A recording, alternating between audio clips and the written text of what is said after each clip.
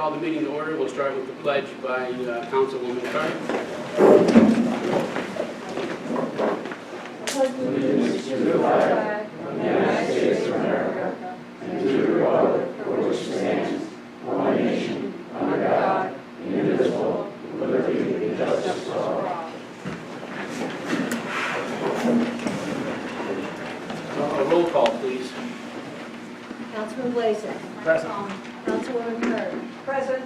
Councilman Froelich. Present. Councilman Isakson. Present. Supervisor Zalotnik. Present. Thank you. Let's start with the presentation by Dave Meager of the 2021 insurance policy.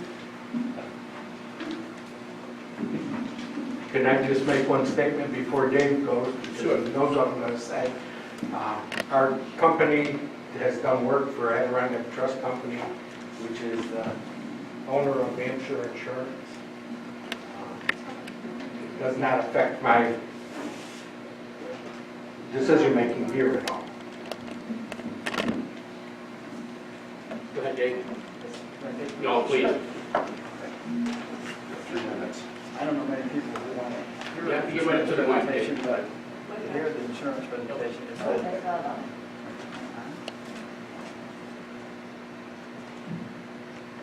There you There we go. go. Okay, I'm Dave Meager,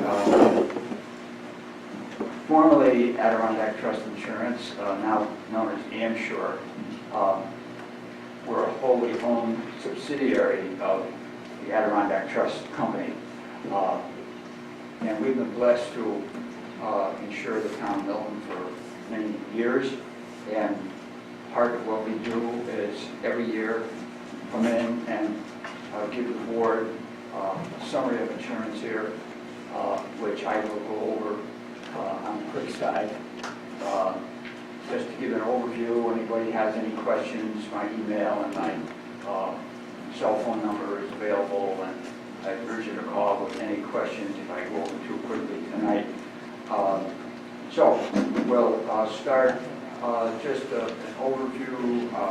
This is not the medical insurance. This is everything except the medical insurance.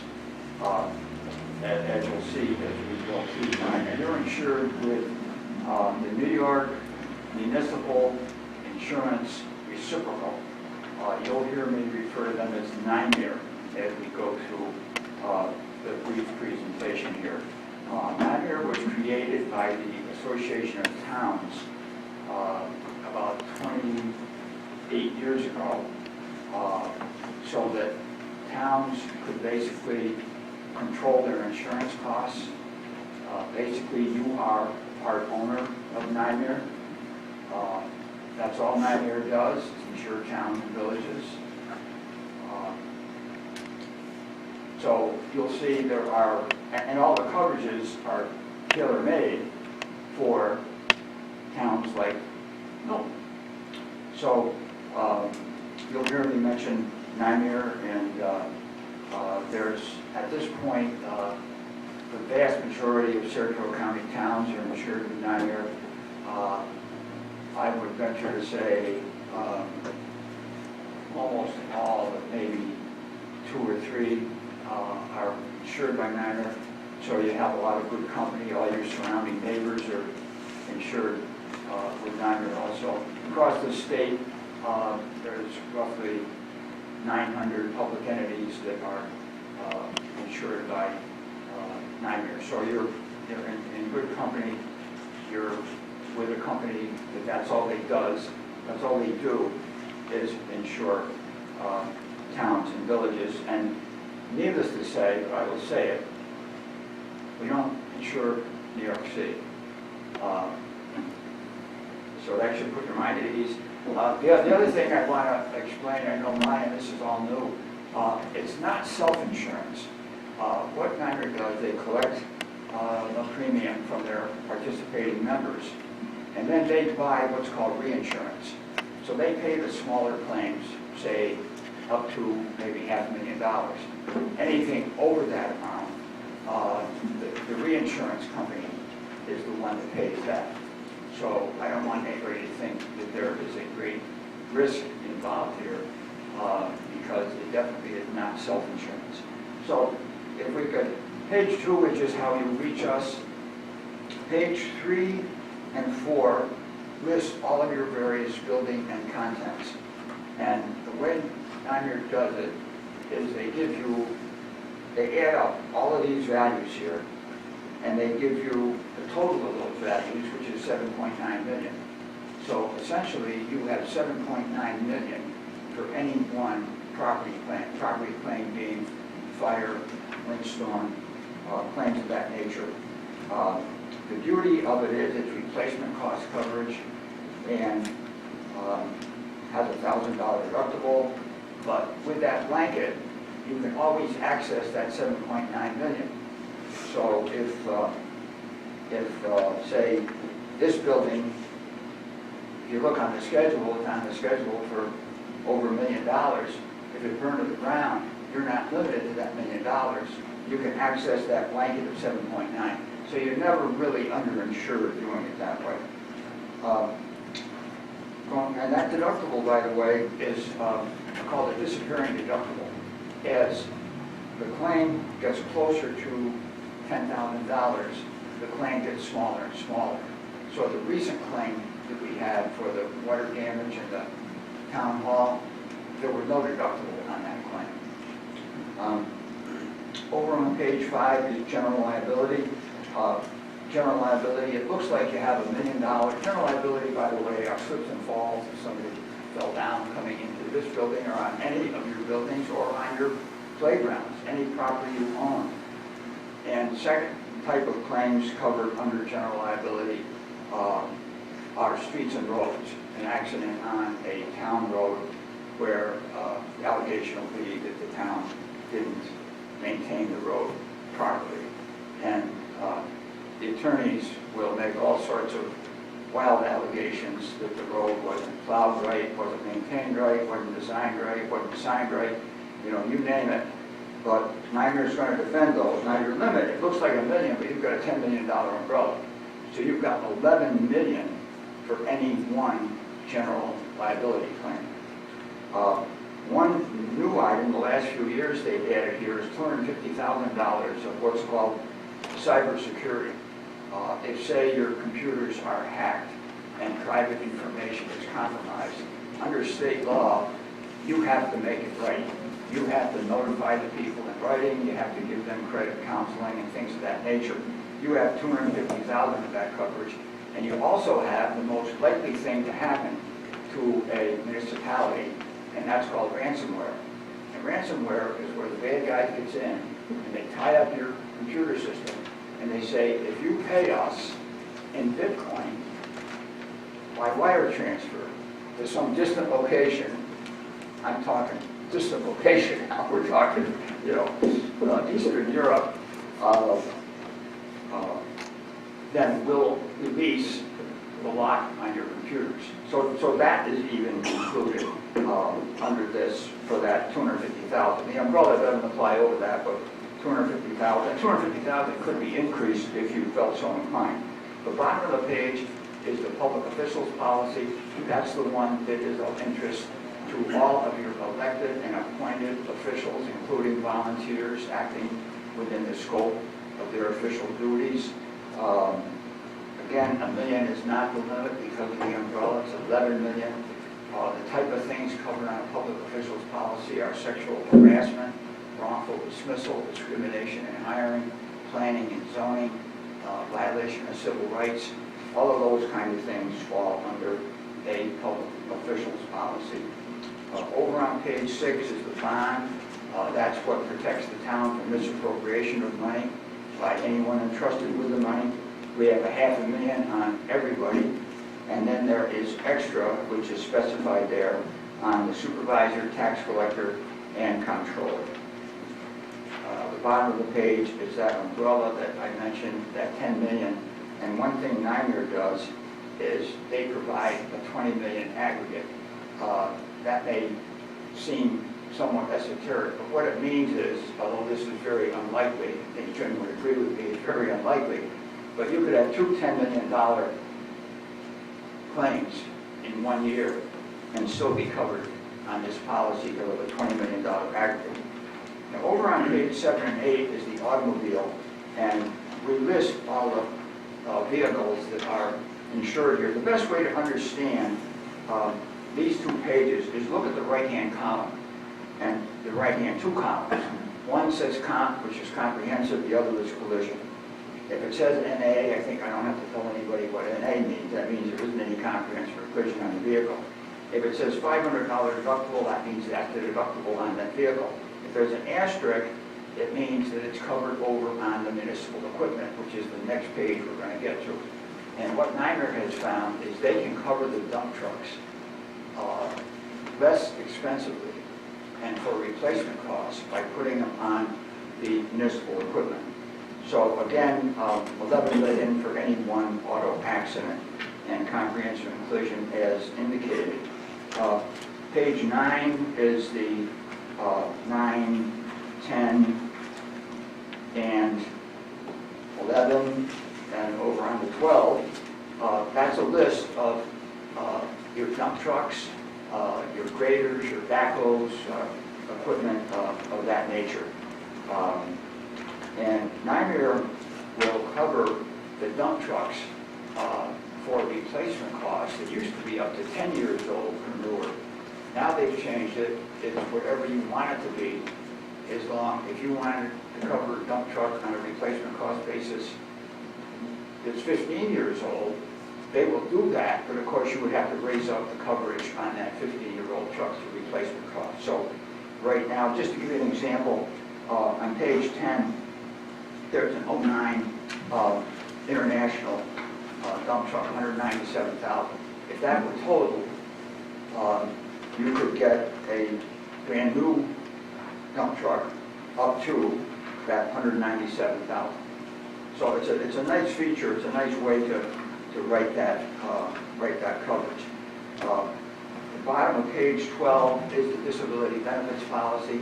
Your workers' comp is through the county self-insurance plan, and the disability benefits, that is what we provide through an insurance company to pay your employees who are hurt off the job. It pays part of their salary pursuant to state law. Then we get over to the proverbial bottom line, and we put last year and this year, and a couple things I want to explain here. One is, I mentioned in the beginning that you were part owner of NYMER. So when you first joined NYMER, you paid what was called a capitalization fee. And what NYMER has done in the last couple of years, they decided to give you back the capitalization fee that you paid. So once this policy renews, you will get back, it's the fourth of four capitalization fee of $1,135.77. You'll get that back. So then they will have repaid you all the capitalization you paid in the beginning when you joined. Another thing they did last year, NYMER is a non-profit organization, but if they make a profit, you as a part owner share in that profit. So last year they distributed a check for $349.22. And you might say, well, Dave, why are you showing us a measly $349? I'm showing it because of what it could be and what it can be someday. I mean, if they have a real good year, that could be $1,000. That could be a couple $1,000. So I just want you to know that that is the way that works. So we subtracted those two out, even though one of them you've already got and one of them you will get, and it shows around a 3% difference in premium. Now, you'll notice there it says loss ratio 127%. That's insurance lingo that can be explained this way. What it means is, for every $100 you paid to NYMER, they paid out 127. So you can see that, given that fact, you would expect the premium to go up a lot. And a lot of insurance companies, seeing that number, would raise your premium a lot. But NYMER, again, they're created by you and for you, and so they do their best to hold the line and on the premium. Another thing I wanted to mention was the claim for the water damage at the town hall. Since that water damage took place over a period of time, most insurance companies, I've been in the insurance business a long time, most insurance companies, when you have water damage over a period of time, say that that's wear and tear, and they don't cover it.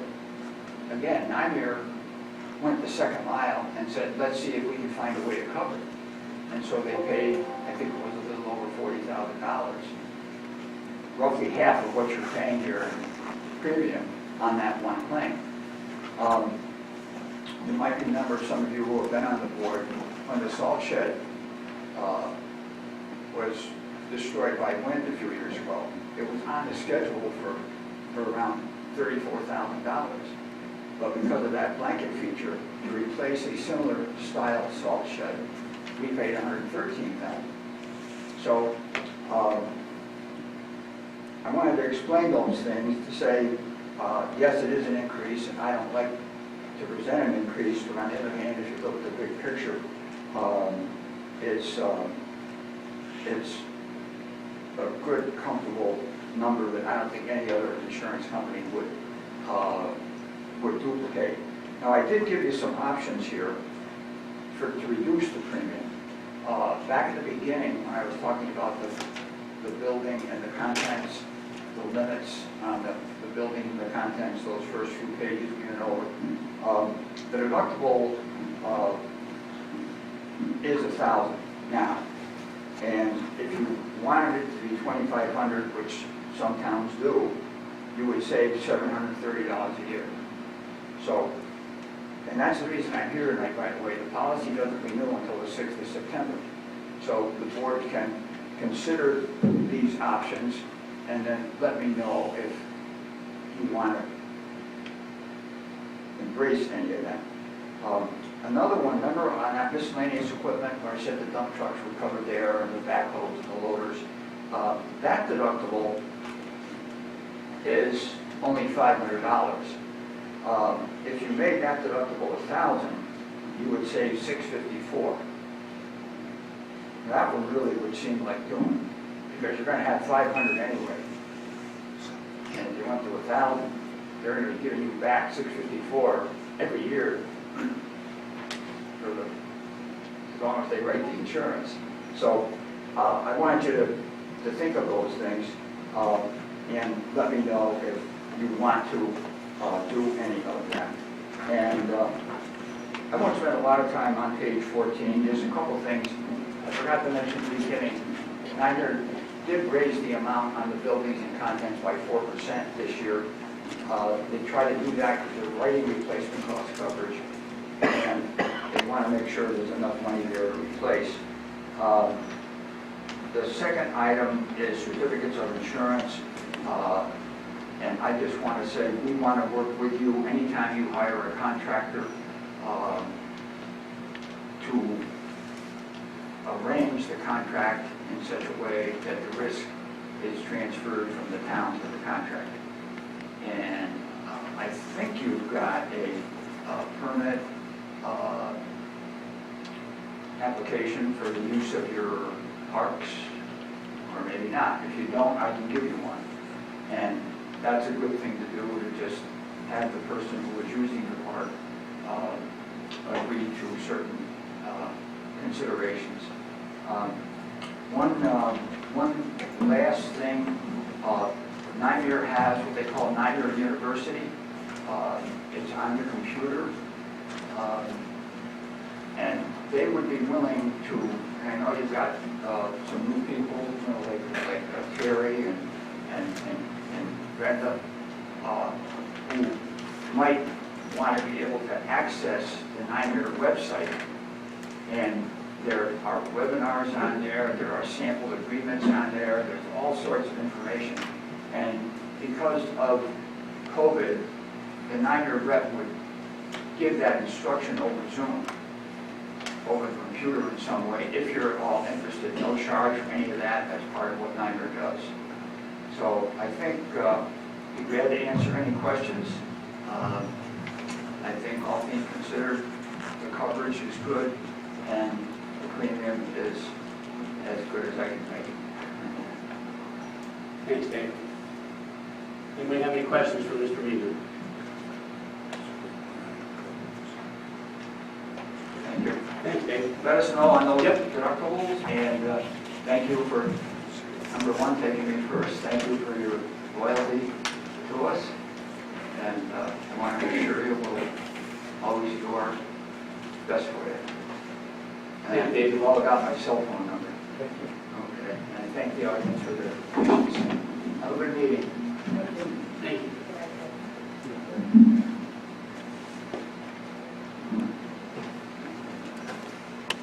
Actually, next up would be a motion to accept the minutes of the August, No, no? you just happened to. Okay. All right, next up is a discussion of the MJ proposal for the roof repair at Town Hall. Joel is on the line as a panelist. If anybody has any questions for him, we can ask him and he will try to give us an answer.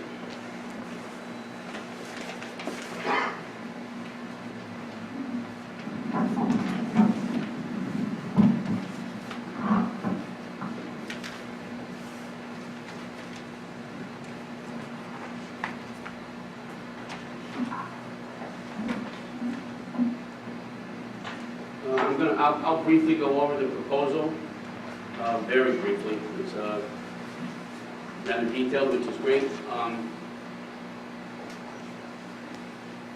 Task one would be design services. That would be review the existing information for the drawings as opposed, concerning the existing roof system. One on-site visit, hazardous material abatement survey, designing the new soffit, designing a new roofing system for the town hall and the court, and developing costs and drawings for 90% estimates of the project. And then the 12th step would be to develop a final construction cost estimate. Task two would be the bidding services to help the town out when we put the roof and the mold remediation out for bid.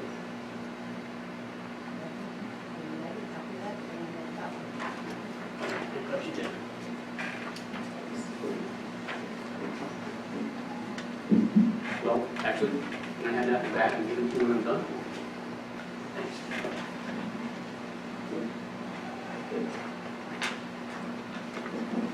And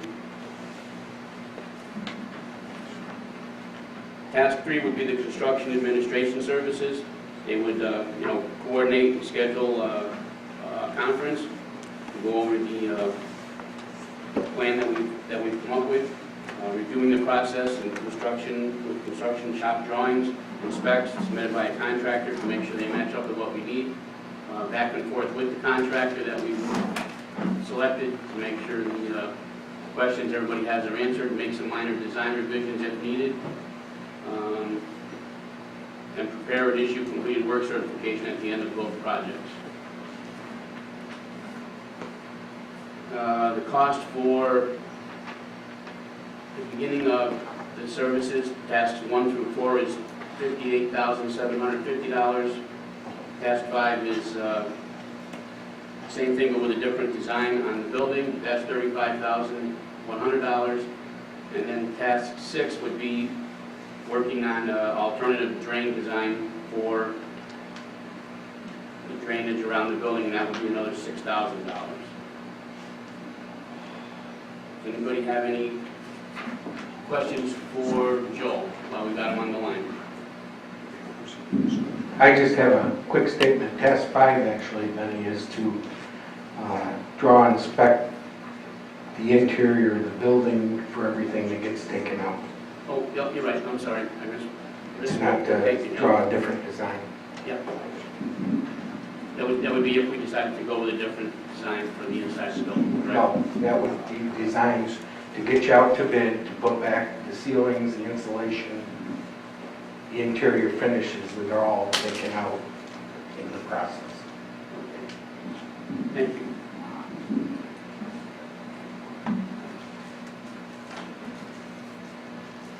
Any questions for Mr. Bianchi?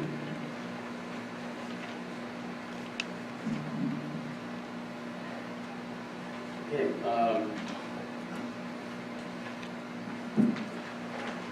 I guess, Joel, we don't have any questions for you tonight. Okay. Hang on a second. I think we've got the motion about to advertise for the bids for the mold remediation for town hall further down the agenda. Right. And we should be discussing that up with the roof repair right now, because we need some kind of commitment to get the specs done for the roof, to get that started, and try to get this mold remediation done immediately. I do not agree with this contract. $100,000 is a lot of money for someone to oversee this project. So I'd like to kind of get it down to the basics. I don't know how anybody else feels, but that's my feeling on it. Just as another point of clarification, the mold remediation is included in the first task of doing the specs and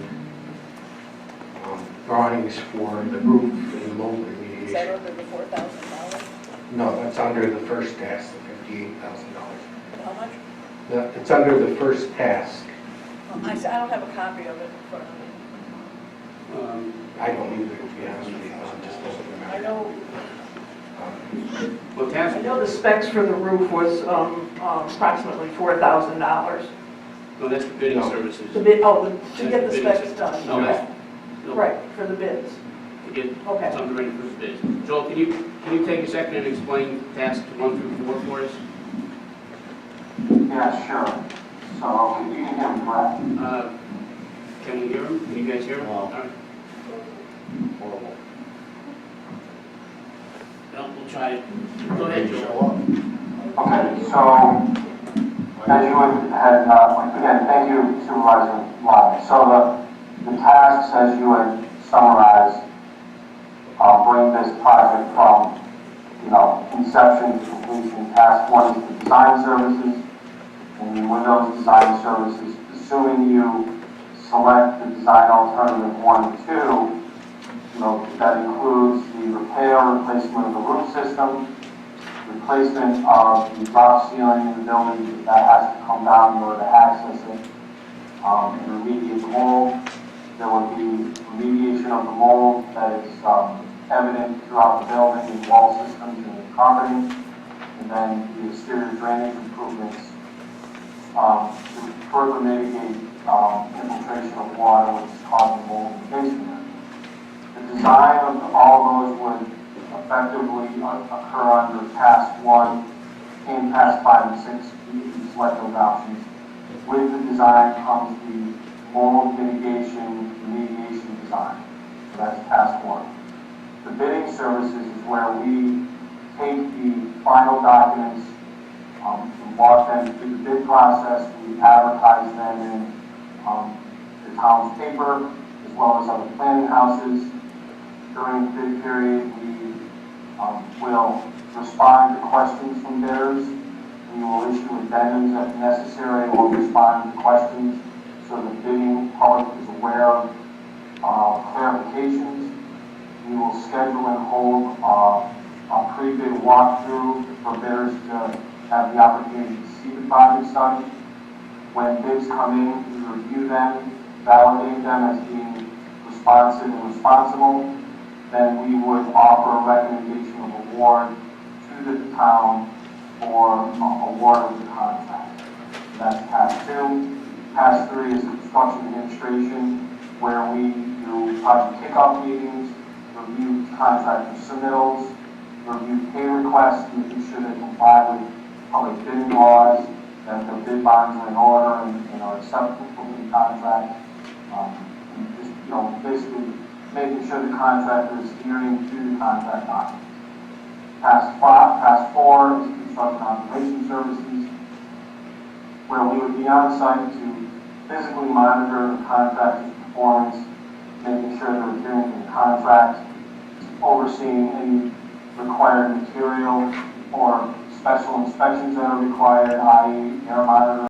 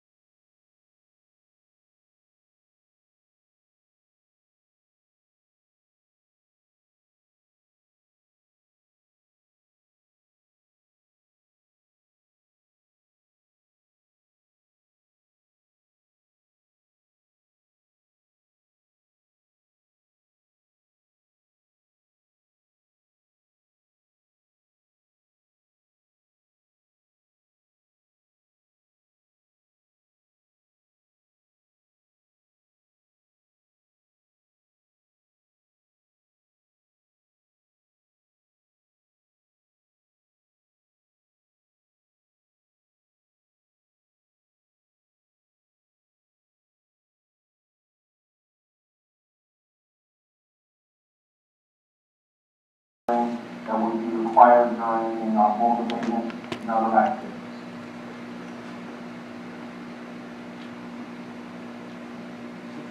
So that's he's trying to be as short as possible, but provide allowance. Is that dog on the payroll? Not ours. That's my knowledge on it. That's all right. One of the benefits of working from home, or a drawback. So if there's any other questions on that, I'm obviously at your disposal. Okay, thanks, Joel.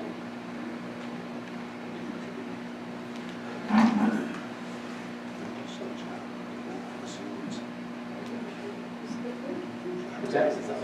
Oh, yes. I'll share it with Frank. I thought everybody had copies of that.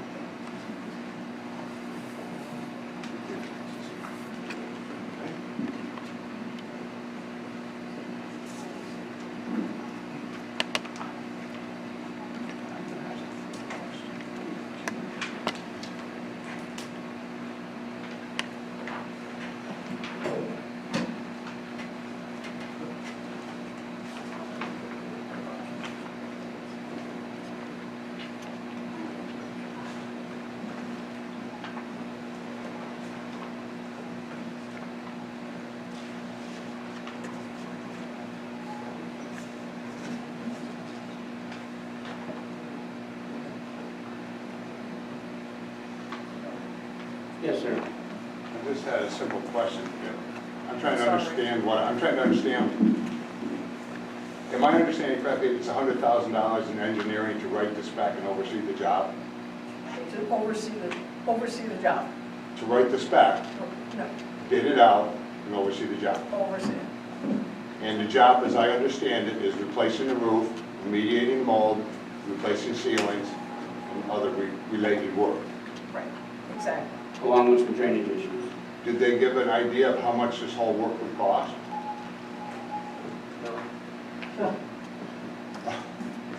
I'm almost on board for bidding it at $99.9 myself.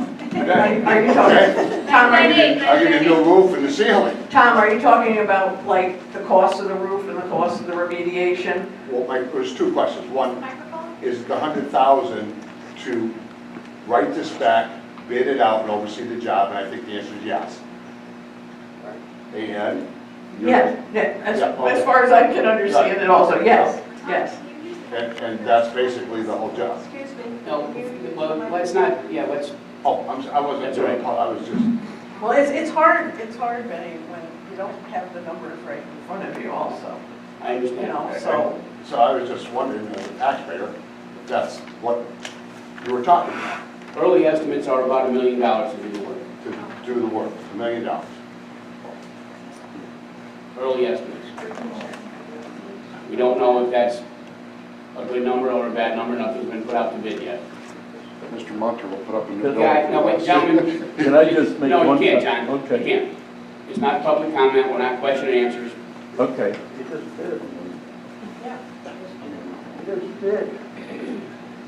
Yes, and I made a mistake. And it won't happen again. I just had a valuable comment. to I'm make. sorry, John. I can't allow you to do that. When That's you- all right. When you have your 3 minutes for public comment, you'll be allowed to do that. Very good. It's our money. It's our money. Can we share this quickly? With whom? Who wants to look at I it? don't agree I don't with know him how every you day. can vote on something Yeah. when all of the people haven't looked at it. Well, How can you? The board has had, we've had it, we just don't have it right in front of us. How There's- is that possible? And there's too many numbers If to, I was in my classroom as a teacher and I said, kids, we're doing something, but I did it yesterday, but I don't have it in front of me now, but we're gonna be doing it anyway, I'd get fired. I'm not, what I just said, we're not voting on this. I will not vote on this. Thank you.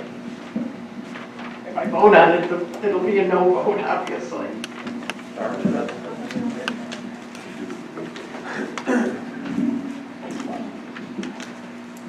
So you guys want another 2 weeks to study this and go over it? No, absolutely not. We have to move forward. So what do you propose? Well, what's My your proposal, Barb? Huh? What do you propose? Well, let's see, the next thing Please on, use microphones, guys. People on the speakers. The next thing on the agenda is a motion for MJ Engineering to draw up the spec bids for the roof repair. Let's get the damn roof done. So we can get this closed in for the winter, where the building is being destroyed every time it rains, and when the snow comes, it's gonna be even worse.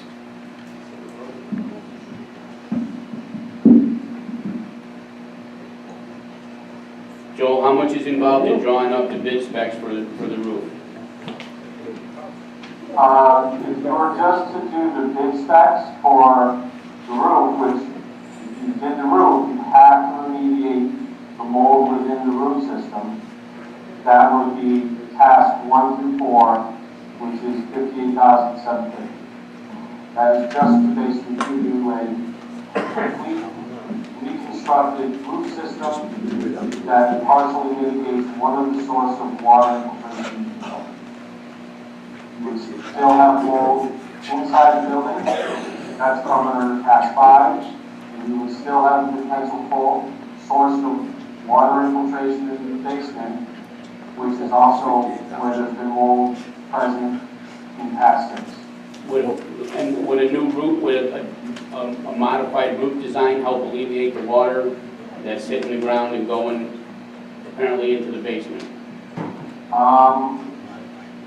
Potentially yes, but I don't know if there would be, if the end game was to do an alternate roof design to minimize and mitigate infiltration into the basement, the cost for that roof design may outweigh or outpace the cost to remediate the drainage. You follow what I'm saying? I understand what you're saying, Joel, but it seems like, to me, this is an awful lot of money for something we don't know what it's going to cost yet. I fully recognize that. This is probably one of the largest capital expenditures the town has had to make in recent years. Our costings, through discussions with Councilman Polish, we were able to reduce our fee from what the board has. So I say that this is our best and final offer based on the scope that the board has asked of us, or Mr. Chairman, Councilman Polish, and yourself for that performance.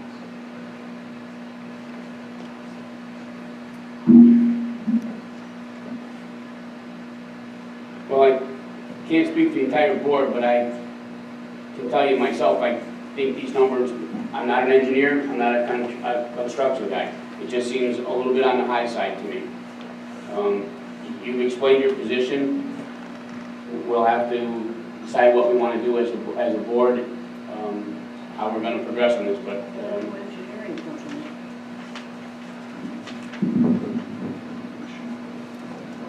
one thing the board should be aware of is, and it would be completely within your purview to, wisely spend the town's money. So if the board was to take this scope and bring it to other consultants, that's completely within your purview. But the board should be aware of, as we enter the colder months of the year, construction costs can start to fluctuate, not in the town's favor. If you start doing wintertime construction, there's obviously impacts, and then it displaces you out of the town hall for a longer period of time. So as you deliberate on this, just understand of all the factors that come into play on your decision process and the timing of the decision. so you're telling us that for us to decide tonight to have you put out specs for a roof? No, I don't know. Supervisor, do not take it that way. I think it's, this topic has been in deliberation for a period of time. Please take your due diligence, but as you do that, just understand what are the other factors that need to play in the decision-making process as you move on.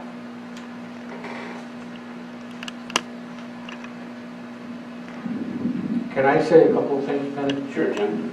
I realize everybody thinks $100,000 is too much, but I don't know really what everybody's basing it on. I can tell you our reasoning for basing it was the fact that we actually interviewed 2 engineering architectural companies, if you remember correctly. And then the other one was Butler Rowland out of Ballston Spa that does these type of projects. And both companies made the same statement to us, if you remember, Benny, that the norm for these types of projects is anywhere from 10 to 12.5%. And that's the industry norm. So if we're looking at spending $1 million, you're looking at $100,000. Basically. That's actually the 99 would be just under 10%, and that's what we're basing this on. Oh, I remember, John, Butler Rowland came in, you know, at a higher number too. And that's why we talked about it, and we went back to Joel. The problem I've been hearing from council people and everything else is we need to get back in that building. Well, if we keep putting it off, I don't want to hear we need to get back in that building again. Because we just keep delay. We've done that for 6 months. Every time we've put forth a plan on this board, we had either voted to do it and then changed it inside of 2 days, or done something else. And everybody is complaining, I've been thrown under the bus 3 or 4 times already, that John Froelich has taken 6 months to get this done. Well, that's the reason we've taken 6 months to get this done.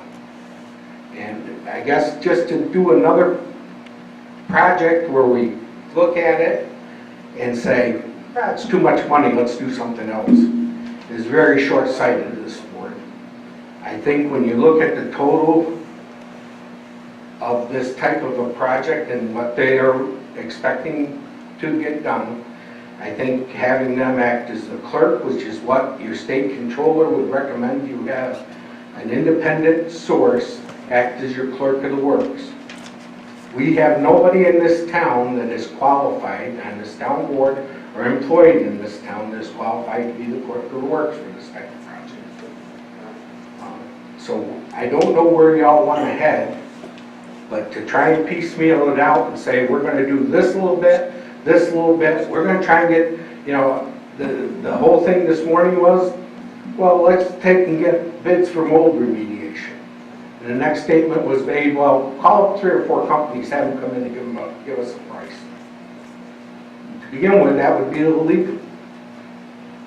By the state controller, anything over $35,000, which we already know the mold remediation is over that, is considered a public works contract. Public works contracts have to have specifications, drawings, and bids. So just to go out and get 3 or 4 prices does us absolutely no good. So if you want to keep delaying it, fine with me. Just give me some more direction on where you want to head. I'm not sure where you got your information, but I never said go out and talk to 3 or 4. They have to, well, you were looking right at me, but they have to go out to bid. I know it has to go out to bid.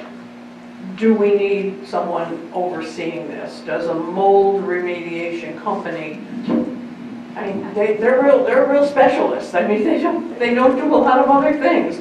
I still don't understand why we need, you know, specs on it. It goes out, don't laugh, it goes out to bid. Yeah. They come in, inspect the building. Yep. And I think you recommended MJ doing some internal photographs or something. So we've already had 2 mold remediation companies come in. Correct. And what were the But prices? they have to you got? officially go out to bid. What were the 2 prices you Oh, got? they were one was, we had quick response, which was you have a number? One was over $100,000 and one was $100,000. $35,000, so we know there's. Right, so we know there's a Correct. huge discrepancy in there. And that's the problem you're gonna run into every time you call up 4 companies and walk them in that building and say, give us a price on taking a mold out of here. Bid on it. No, not give us a price, bid on it. So Whether you bid on it or not, to be honest with you, they're gonna bid the cheapest possible thing they can do to get mold out. And then when they start, you're gonna get hit with change orders, and change order, and change order. Because they're gonna tell you, well, we tore off this sheet rock and here's the problem with that. Is that what we really wanna do, or do we really wanna put forth some professional specs and get the job done What I want to correctly? do is get the job done and get everybody moved back to town hall. That's what I want to do, and I want to do it the best possible way without spending a lot of taxpayer money. John, where did they come up with a no, we million? can't tell. Sorry, shut Mr. Hunter down.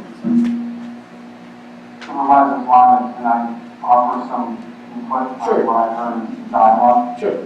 So, Councilman Kerr, I understood there was a desire just to sort of only remediate the mold. Is that the way I understood your comment or question? But What's that? I'm sorry, what's he saying? I didn't hear. that you want to just get rid of the mold. Well, no, of course not. We have to repair the walls where they tore them apart to find mold.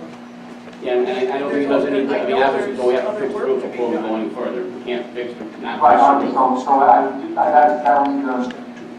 that was the point I was trying to make is, a mold, like a quick response can, is more than capable to remediate the mold, but they don't have the other skill sets, i.e. fixing the roof and doing the structural repairs. So they would have to bring in a third party. There's no plan or design to quantify that scope. Okay, thanks, Joel. I'm going to put forward a motion to accept the proposal from MJ Design for whatever that total is, to get this moving.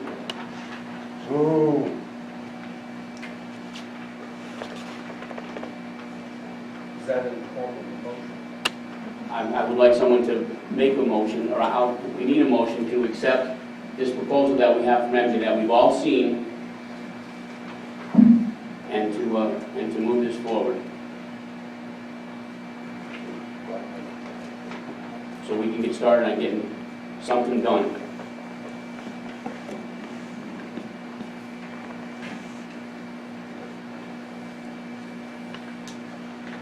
No one wants to make that motion?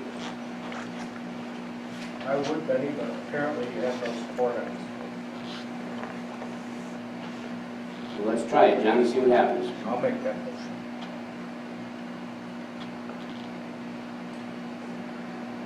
Anyone second? I'll second your motion, John. Mr. President, just for clarification, are you asking for authorization to go forward with the entire thing? Yes, the entire project at $99,800 and some dollars. All, the entire project. What can we do if it was What we can do is let somebody else come and take a look at it. It'll be another 5 or 6 weeks. And then it'll be Halloween, and then it'll be Christmas, and then it'll be January.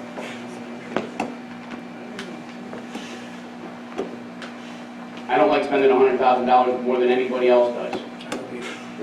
But we're 6 months into this, and like John said, we aren't any closer to getting started than we were 6 months ago, 5 months ago.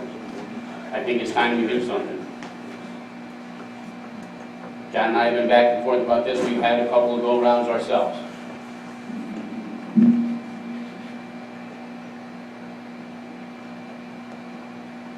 It's already down $15,000 from the first estimate they gave us. I think John did a good job of negotiating that down. And Joel, thank you for doing what you could. Absolutely.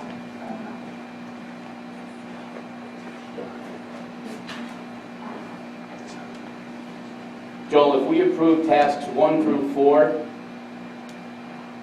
does that get us started on the roof and the mold? that gets you on the roof and the mold only in the roof system, in that in the roof deck, you meet the proximity of the existing, of that. It does nothing for the mold in the building. No, and anywhere else in the building, no. Basically, you do a clean roof deck on the side of the area. All right. And which task would get us mold remediation for the rest of the buildings? That would be task 5.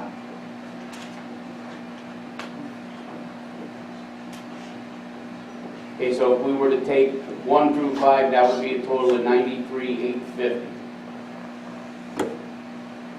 And that does nothing for the drainage problem around the outside of the building, correct? Correct. And I can't, here's a potential option for task 6.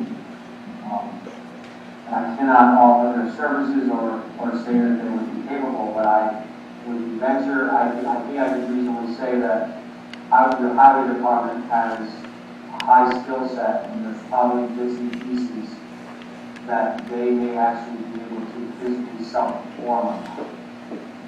So there may be an ability to work something on task 6, is not part of the contract document, but maybe as a town workforce account project that could be deferred for maybe sometime later this year or early next year.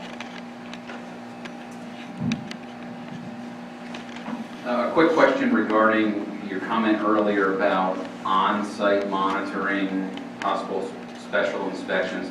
Does that come under observation services, under each tasks 4, 5, and 6? Task 5 and 6 are build-ons of the base task. So really, they just, the additional cost are add-ons to the building tasks. But the observation work, it would be predominantly under that task 4 that we described.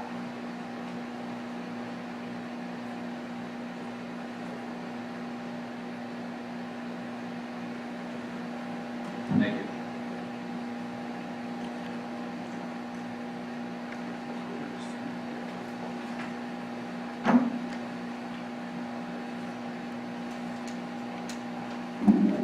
Any more discussion on this? John, remind me.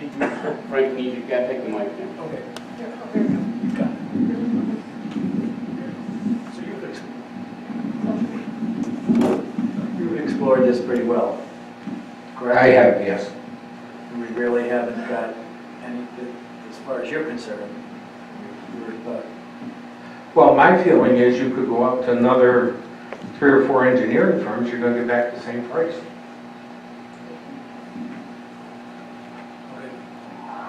I know you've been at this for a very long time, and have investigated pretty thoroughly from what I can gather. We really don't have much other option, do we? I don't believe so. I think if you want to get back in that building, If we want to it's get- time to move along. Yeah. I'm afraid so. And how long? What's the timetable? Timetable, Yep. What's the timetable? the specs and the I'm sure there's a lot drawings, of people out here. specs and drawings would be 6 weeks. The bidding process after that will be a couple of weeks. The awarding process after that would be a couple of weeks, so you'd probably look at mid-November to start the roof. We're about 10 weeks. 6, 8, 10 weeks, yeah. 10 weeks. Yeah.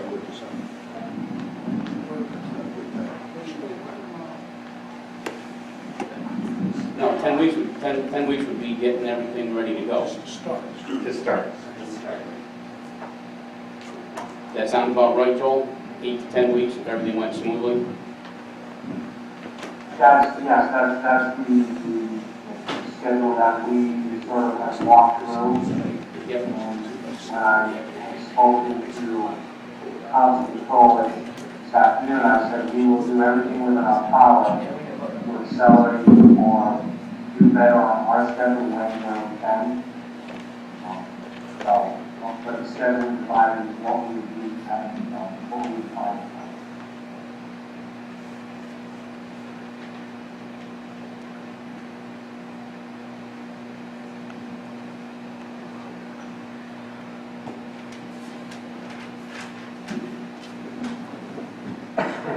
right now the motion is to go for tasks 1 through 6.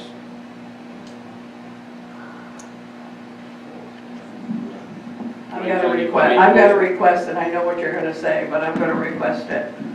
Mr. Bogosian has something to say. I wanna hear what Mr. Munter has to say, because I think we have to share that information with the rest of the board. Frank is just asking me.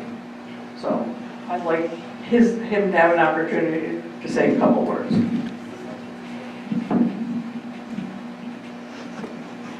Bruce, Tom, one of you? John, John? you always. I'm later. You already spoke. No, one of you wanted to say something. One of you wanted to say something, so go ahead.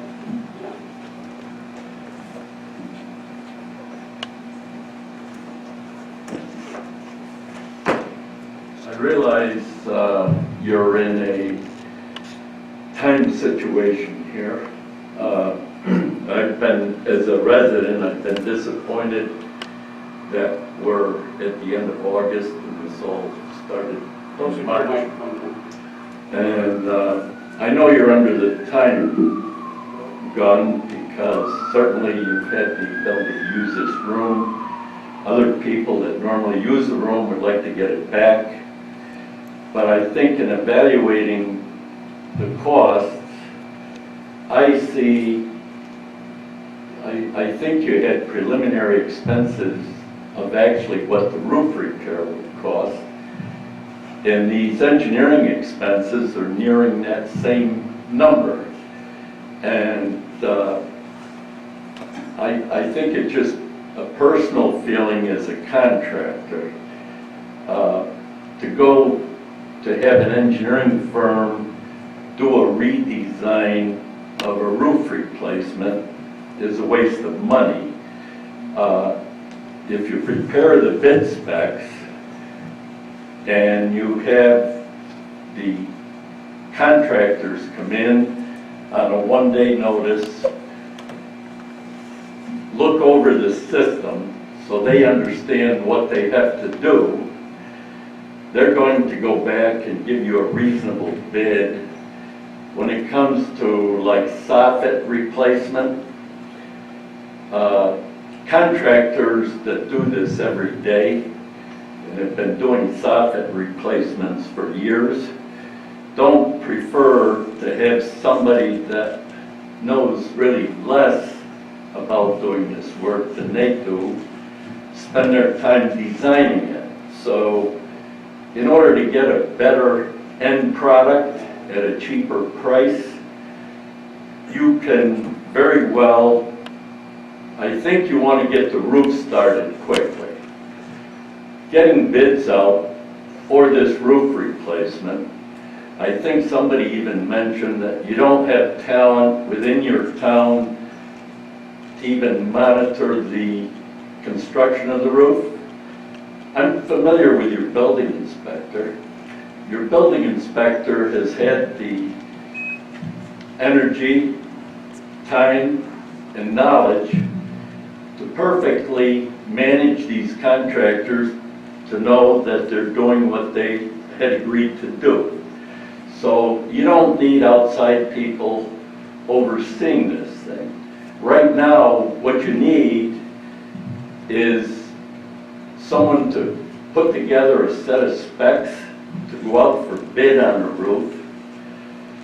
And those people will be able to come and observe. They can ask their questions, get a response to those questions, and put up their bid and move forward.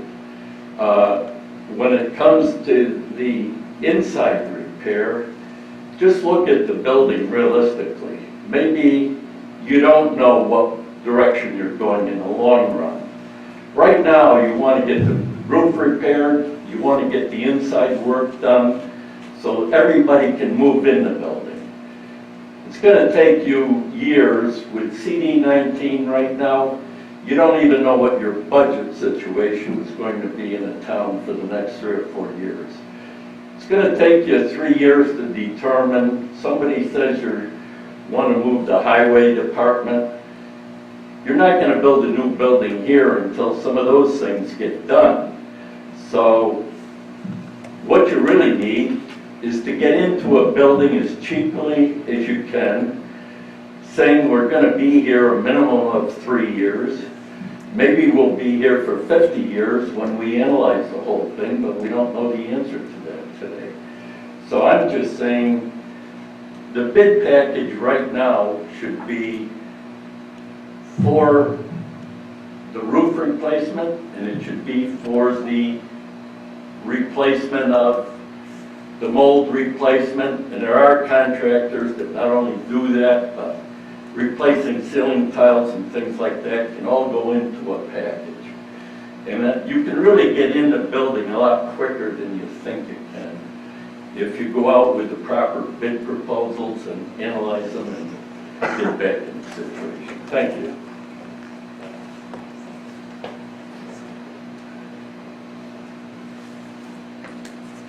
I probably used more than 3 minutes, but I appreciate it. I don't know, it was fine, right? It's fine.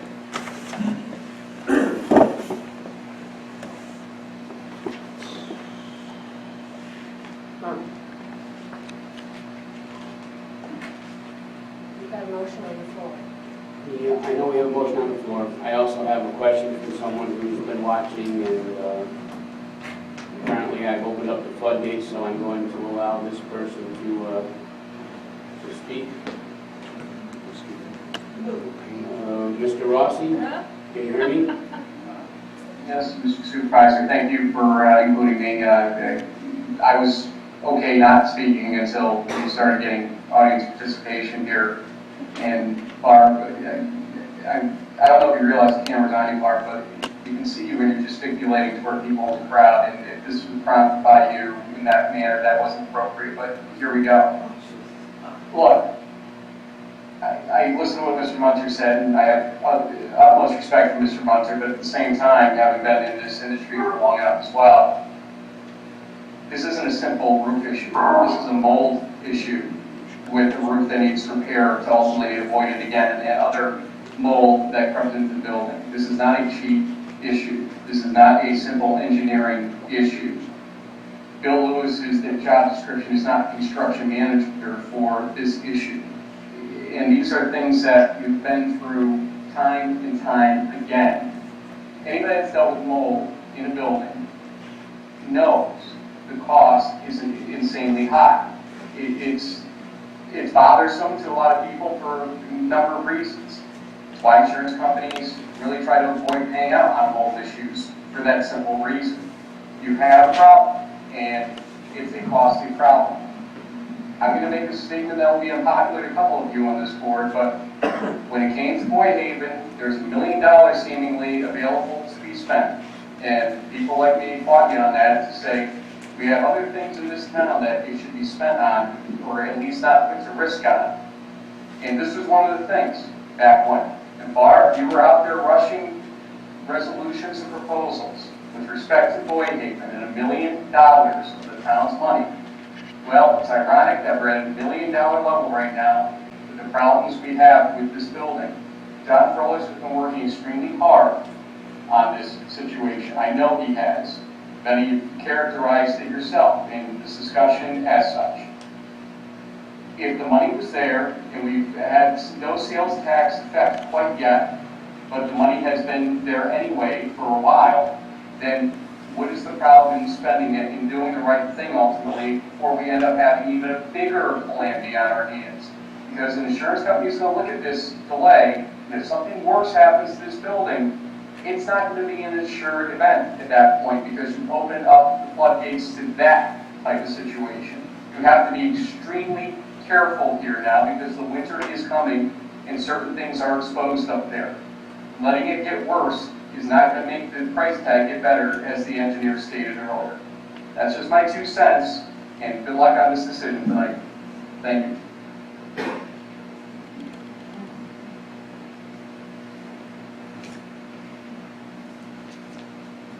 Any more discussion on the motion? Sure, Jay. Before you do this, can I ask you? You're going to have to come up and use a microphone.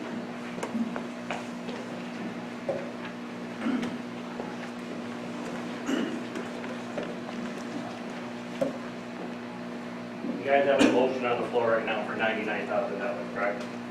Where are we gonna pay for that? Before you pass this, where are you going to pay the $99,000 for the engineering fee? Before you do that, where are you going to pay to do the construction? There has been no thought process on this. You have $30,000 in your budget for engineering. We got $40,000 in insurance settlement. It's got to be transferred. You need to take the protocol and put it in the line item.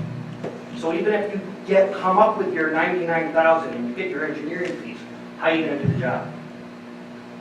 We would put the bid out for, we would probably bond the issue.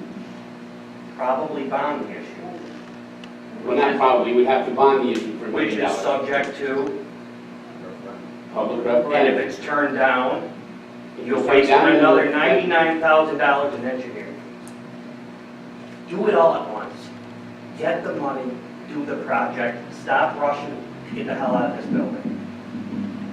Can I just answer one quick thing? In my discussion with the controller, we actually have about 1.4 million in an unallocated reserve fund that would cover this project. Which needs to be set up as a special reserve, is subject Correct. to permissive referendum. Correct. If it gets turned down because they don't want to spend $1 million, we're wasting another $100.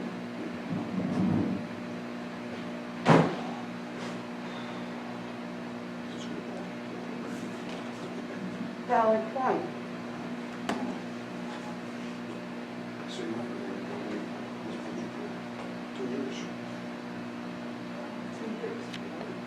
Let's keep moving here. Any further discussion?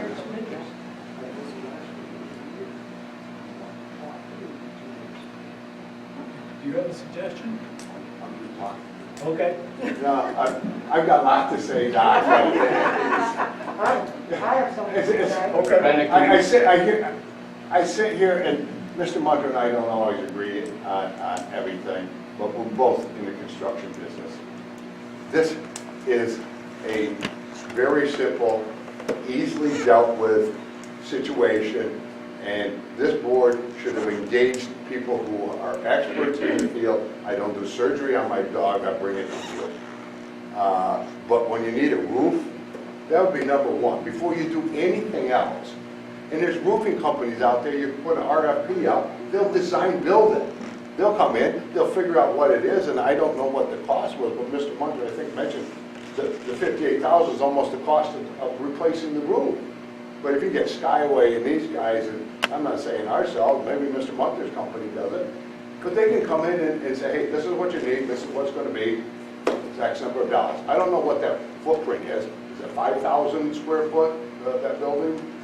4,000? Jason? What do you need to know? How big is it? Which roof are we referring to? Again, that's the problem. We've been going over this forever. Are we So, talking about the but anyway. EDM roof?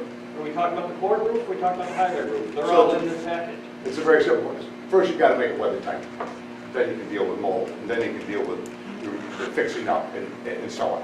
And mold companies are required by law to indemnify you and to warranty it for a period of, I think, 20 years or so by New York State law. So when they come in there, they have to do that. It's not, you know, you'll be at jeopardy. I mean, they have to warranty that to you. So as a taxpayer, I just sit there and go, and I know engineers are important, but Mr. Munter made a very valid point. We in the construction business are listening to those who have less knowledge and less experience, telling us how we're supposed to put the building back together. Any, Mr. Munter or ourselves or our company, either one of us can put that building back together and it'll last for 50 more years. But it just seems a lot of money to put a spec together and bid out a job. Right now. Thank you. Move forward, you and I would advise moving forward. Get that. Moving forward, if I was sitting up there, about 3 months ago, I would have had an RFP out to roofing contractors, give me some prices from half a dozen of you, how much to get a roof on this building, which should have a roof on it 20 years ago. I'm not sitting up there. We still have a motion on the floor. Just as a clarification, Tom, We cannot do an RFP. For That roof, would be illegal. for roof replacement? Correct. Because? Because it goes over 35,000 We and don't New know York that. State says it has Well, to we don't know be. that yet. I do know that. Why, did we get roofing prices? Yes. Okay. And the roofing prices I got were just to tear the deck off and put a new roof on. And one was 85,000, the other was 47,000. That didn't include replacing the soffits on the building. Okay. And the 45,000 also didn't include the plywood that would be needed. Okay. The town was to supply the plywood, so. And I'm not trying to be argumentative, I understand that, you've got to spread, but you've got to look at that situation, and I would pay 58,000 to bid out a roof for 85,000. Yeah. That's kind of a really no-brainer. If I was sitting there, I'd put the 58,000 towards the 85,000. What? All right, we need to vote on this, we can move on to the rest of the evening here. Or John, you can either withdraw your motion or we can vote on it. I will not. Okay. Councilman Blaisdell. This is a trouble. This is a trouble one. Microphone, Frank. I think we're spending too much money on this. Okay, then to vote. I think we need to go in a different direction, and as our experts said, I think we could move forward a little bit better, quicker, and get some things done. So, no. Councilwoman Kerr. No. Councilman Crowell. Yes. Councilman Isakson. No. Supervisors elect. Yes. Motion fails.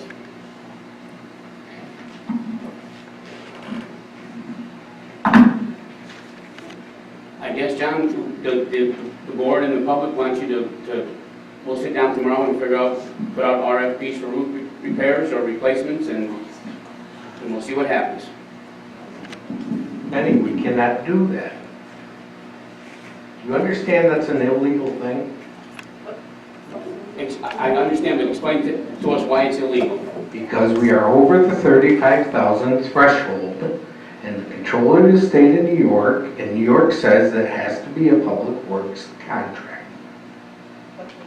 What does that mean? Hang on a second. Joel? When I just, one thing I heard some of the commenters, I heard, why doesn't the town do a design build? We had talked about this earlier on, and my opinion is the design build is a great avenue to procure projects that is a package to get your lowest, best price. Unfortunately, under New York state law, the design build is only open to certain agencies of the state, and it has not been delegated to local municipalities. And it can only be delegated to local municipalities through legislative approval on a case-by-case basis. So you as a town of Milton, to the best of my knowledge, do not have legal authority to do a design build for any capital infrastructure. Thanks, Joel. It's under 35. And also, under the $35,000 threshold, New York State says if you spend any more money, like on that building in 12 months, it will be determined to be a public works contract. So we just can't piece it out. It's a cumulative total over 12 months, is what you're saying. What is the minimum requirement that you need to fulfill to meet the obligation under state law for a public works contract? 35,000. No, what do you have to do? Is it the engineer does a one sheet, has to have 10 sheets, has to have a plan? What's the, Basically a set of specs and plans. And we have to split it out, so if there's electrical. Microphone down. If it has to be split out, there has to be electrical, HVAC, and those trades have to be split out. a separate trade? Did you receive a set of specs from the company that gave you the $85,000 bid? No, because I was just, at that time, Bruce, looking for budget figures, Right. so we could determine whether we were over the 35,000. because there was question by board members that we wouldn't be. So the goal is to get that building watertight. That's in a short period of time. Our goal is to get people back in the town hall in the shortest amount of time. As going through this process, that's not going to happen until, you're not going to start the project till late November, December. Mid to late November. And based upon everybody's schedule now, be lucky if you do that, because I know he's probably booking work in the next year, so are we. And so everybody's going to be in the same boat. So to get somebody right now, you're going to be paying the most amount of money to accomplish that. My thought is there a way that MJ can do a one-sheet spec?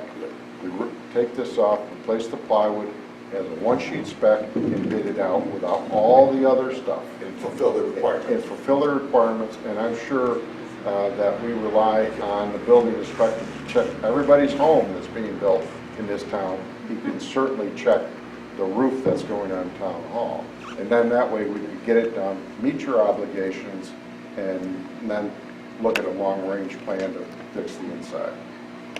I would have no problem with Billy Lewis being the clerk of the works, but in the last 6 months, he's been nothing but criticized for actions he took on the town hall, because everybody says he doesn't know what he's doing, Well, by this board, by other people. So that was my reason that I wanted an independent firm in here, because then there is no complaints. We can't have, we really have to stop the back and forth because people cannot hear what residents are saying, and I understand that. It's over. Yeah, all right. Can I make a quick statement? Sure, John. I really dislike this setup we have, So do I. and I want to make sure that you get it right, Wendy. I was not speaking at Barb, but I turned this way so I can address people that are to my back. I'm not happy with it either, John, but it's what we have to work with right now. Or we could go back to closing the meetings and everybody zooming from home. Let's move on. Next up is an evaluation update on Brookside Museum. 2 weeks ago, we were considering moving the court temporarily to the Brookside Museum. There is a lease agreement in place. Oh, I'm sorry, Joel, we're going to need you to hang on just for a little while here. Okay. Okay. 2 weeks ago, we asked for an update. We got emails from both judges saying no updates are coming. Judge Cromie thinks that is by they're not responding that they may be their answer not in the form that we were looking for.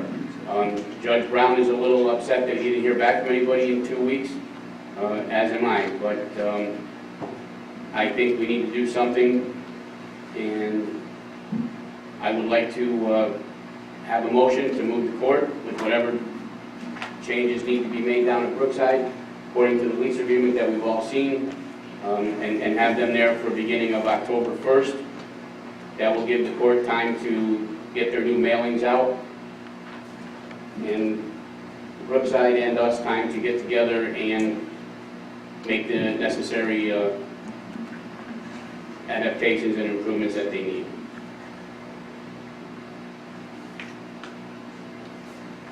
Do we have the resolution in front of us?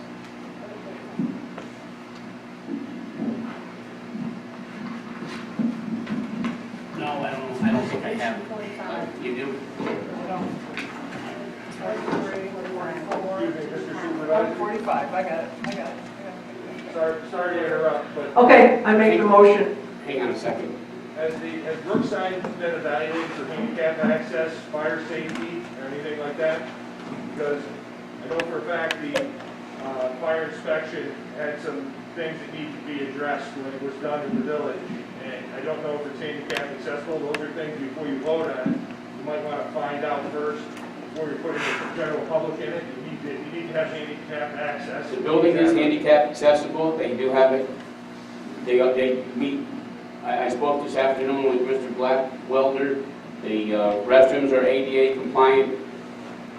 So It would be my suggestion that you reach out to the municipality having jurisdiction to have them do a complete walkthrough with a fire safety inspection before you guys approve everything on that project. That's just my evaluation. Thank We you. can certainly do that.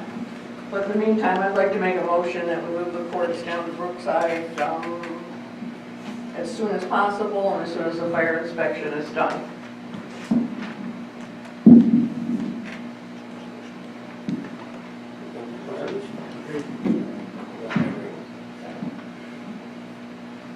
Okay, I'm going to read the resolution number 45 of 2020. Whereas town offices have moved from town hall to the community center due to roof and mold issues. Whereas space is limited at the community center due to the shared use of the facility with the Boston area senior citizens. And in order to accommodate the needs of the court, it is in the town's best interest to move the court to another location more suitable to their needs. Whereas Brookside Museum has offered sufficient and adequate space and parking at its facility at 6 Charlton Street, Boston Spa, New York, within the town to cover the needs of the court. And whereas the town must enter into a lease with Brookside Museum on a month-to-month basis in order to reserve and use the space. Now therefore be it resolved, the town board of the town of Milton hereby authorizes and approves the town courts to be relocated at the Brookside Museum, located at 6 Charlton Street in Boston Spa, on a temporary basis.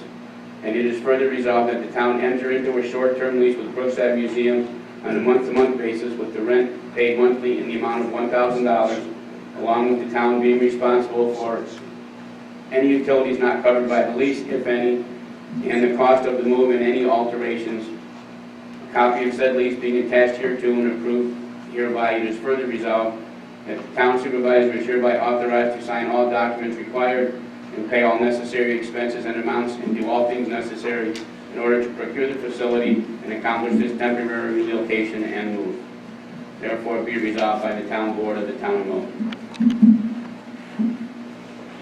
Randy, can you poll the board, please? I'll second. 9 seconds. Councilman Blaisdell. I'm going to go no. I am still very concerned for the health, safety, and security of the people who will be in that building.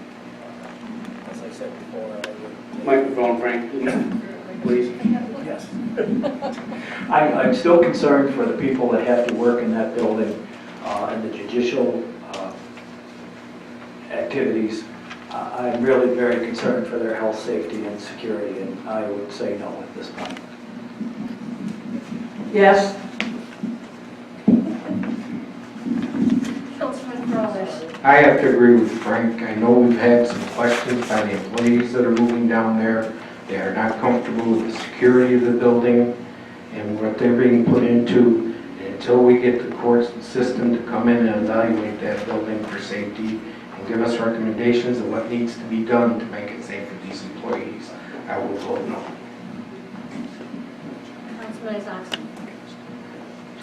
I'll vote yes. A couple of comments. I know we talked about this at the last board meeting as well, and still waiting to hear an update on the assessment. Unfortunately, we still have not heard.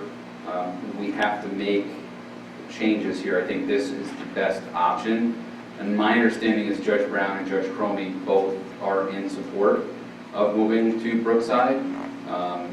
Also, I'll vote yes with the contingent upon any concerns regarding safety for the public, safety for employees. So if we're able to have this assessment done within the next month, and if there are any concerns regarding fire safety, ADA compliance, and so forth, we would have an opportunity to address that. If we can't resolve all of those, I think the board would have to revisit. Supervisors Lott. Yes. Next up is a motion to appoint Christopher Pratt, 971 MacArthur Drive, Boston Spa, to the Town of Milton Ethics Board, effective immediately with a term ending December 31st, 2021. I'll make that motion. Second. Any discussion? Councilman Blaisdell. Yes. Councilwoman Kerr. Yes? Councilman Frolich. Yes.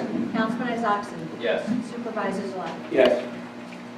Motion to appoint Jeremy Cook, 14 Oakwood Court, Boston Spa, New York, to the Town of Milton Ethics Board, effective immediately with term ending December 31st, 2020. Second.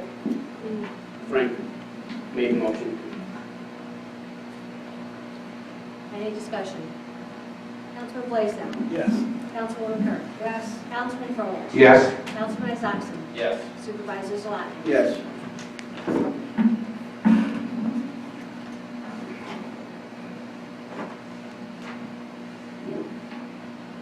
Inter-budget transfers.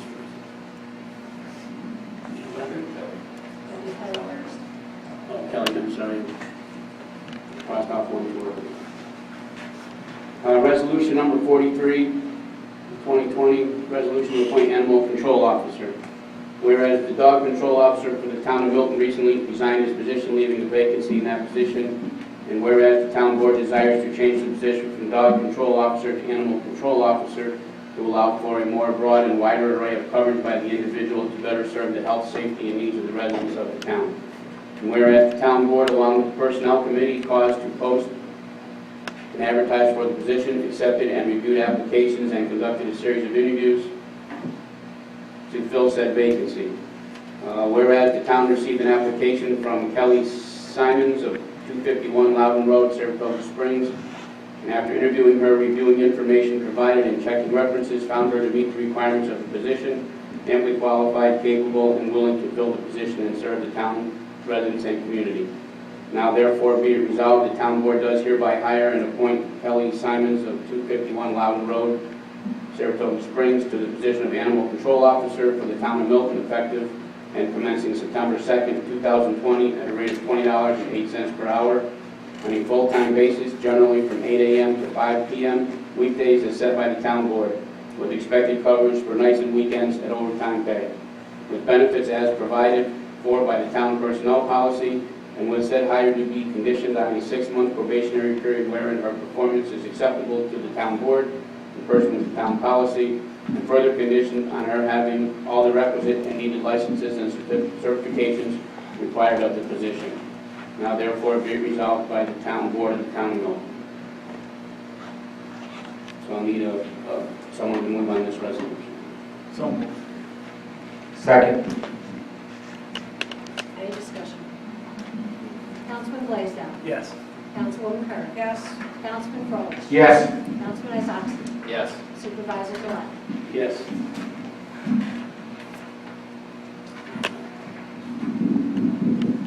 Resolution number 44, inter-budget transfers. Whereas the town board of Milton must make inter-budget transfers, and said transfers must be based upon resolutions of the town board of the town of Milton. Now therefore be it resolved that the town board of the town of Milton does authorize the fiscal officer of the town of Milton to make the following inter-budget transfers to the 2020 budget. From AA-73010-100 Youth Program Personnel Services, $10,000, to AA-1610-400 Central Administration Contractual, $10,000. Now therefore be resolved by the town board of the town of Milton.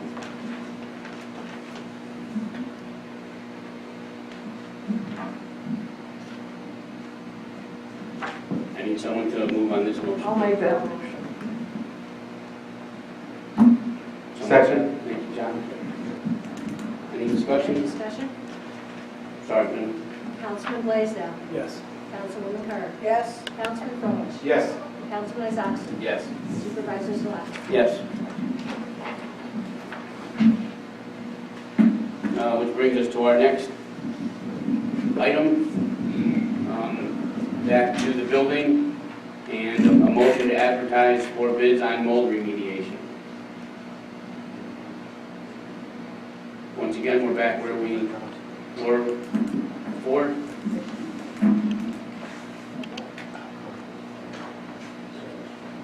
So for clarification, to move forward with this, we would have to move forward with the full package, which we discussed earlier. Is that correct? It's the same process as what we discussed. As far as I understand it, Ryan, yes. But we have to sit down tomorrow and figure out what the next move has to be.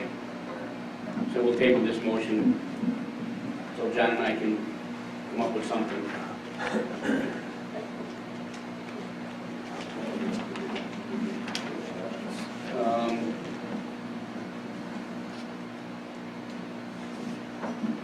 do the monthly reports.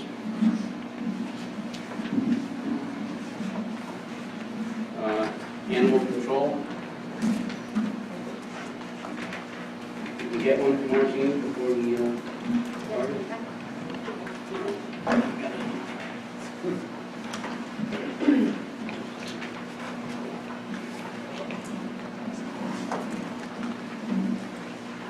Hang on a second, folks.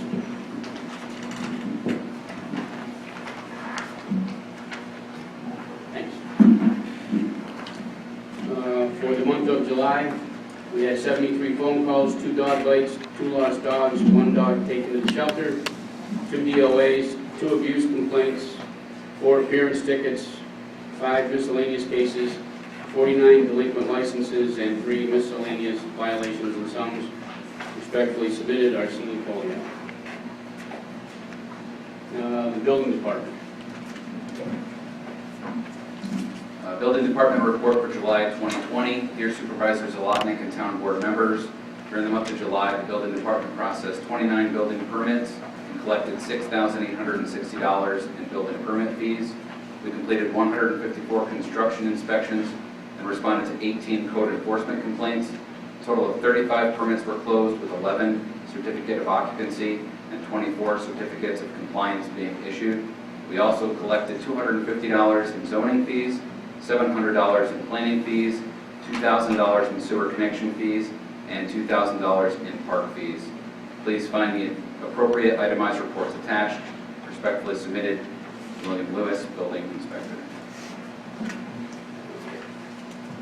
Highway department. Okay, the town highway is complete. Microphone, John. There Please don't get it right. someday. Yep. The highway department is completing road repair in Liberty Hills development. We also have crews out picking up storm debris from the windstorm 2 weeks ago. Highway department will be starting drainage and basin repair in Rounds Hollow West 2 development. This will be prepped for paving of this development planned to begin next year. Brush and leaves may still be dropped off to the transfer station at 503 Geyser Road, Monday through Thursday, 6 a.m. to 4:30 p.m., and Saturdays 8 until noon.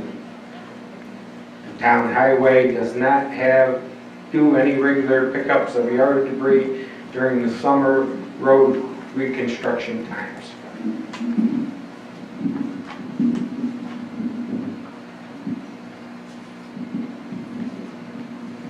Karen, you want to come up and do yours? Okay. Thank you.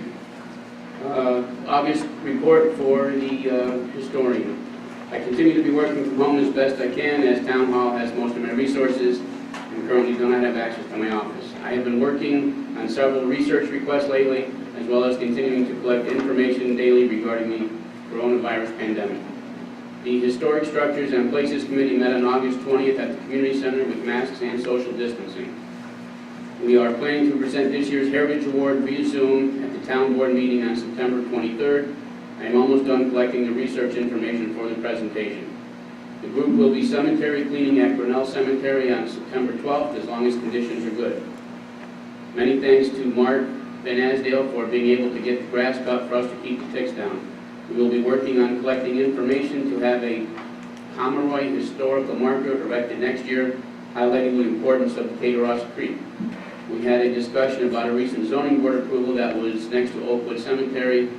As a result, another copy of the historic structures, places, and places within the town was given to the zoning board and building department so they can notify our committee when one of these properties is involved in the future. We also had discussion about West Milton Cemetery and the possibility of taking it over. We also discussed what we might be able to do with all the trees in the Oakwood Cemetery in the future. I will be investigating if there are any grants available to do this job. In conjunction with Brookside and the Saratoga County History Roundtable, This Week in Saratoga County History has published 20 articles so far on their website and in the Penny Saver newspaper. I wrote 2 articles and will write more. They have dates covered up through the end of October already. Look for them in the paper. Respectfully submitted, Karen Stalters, Town Historian. Town Courts.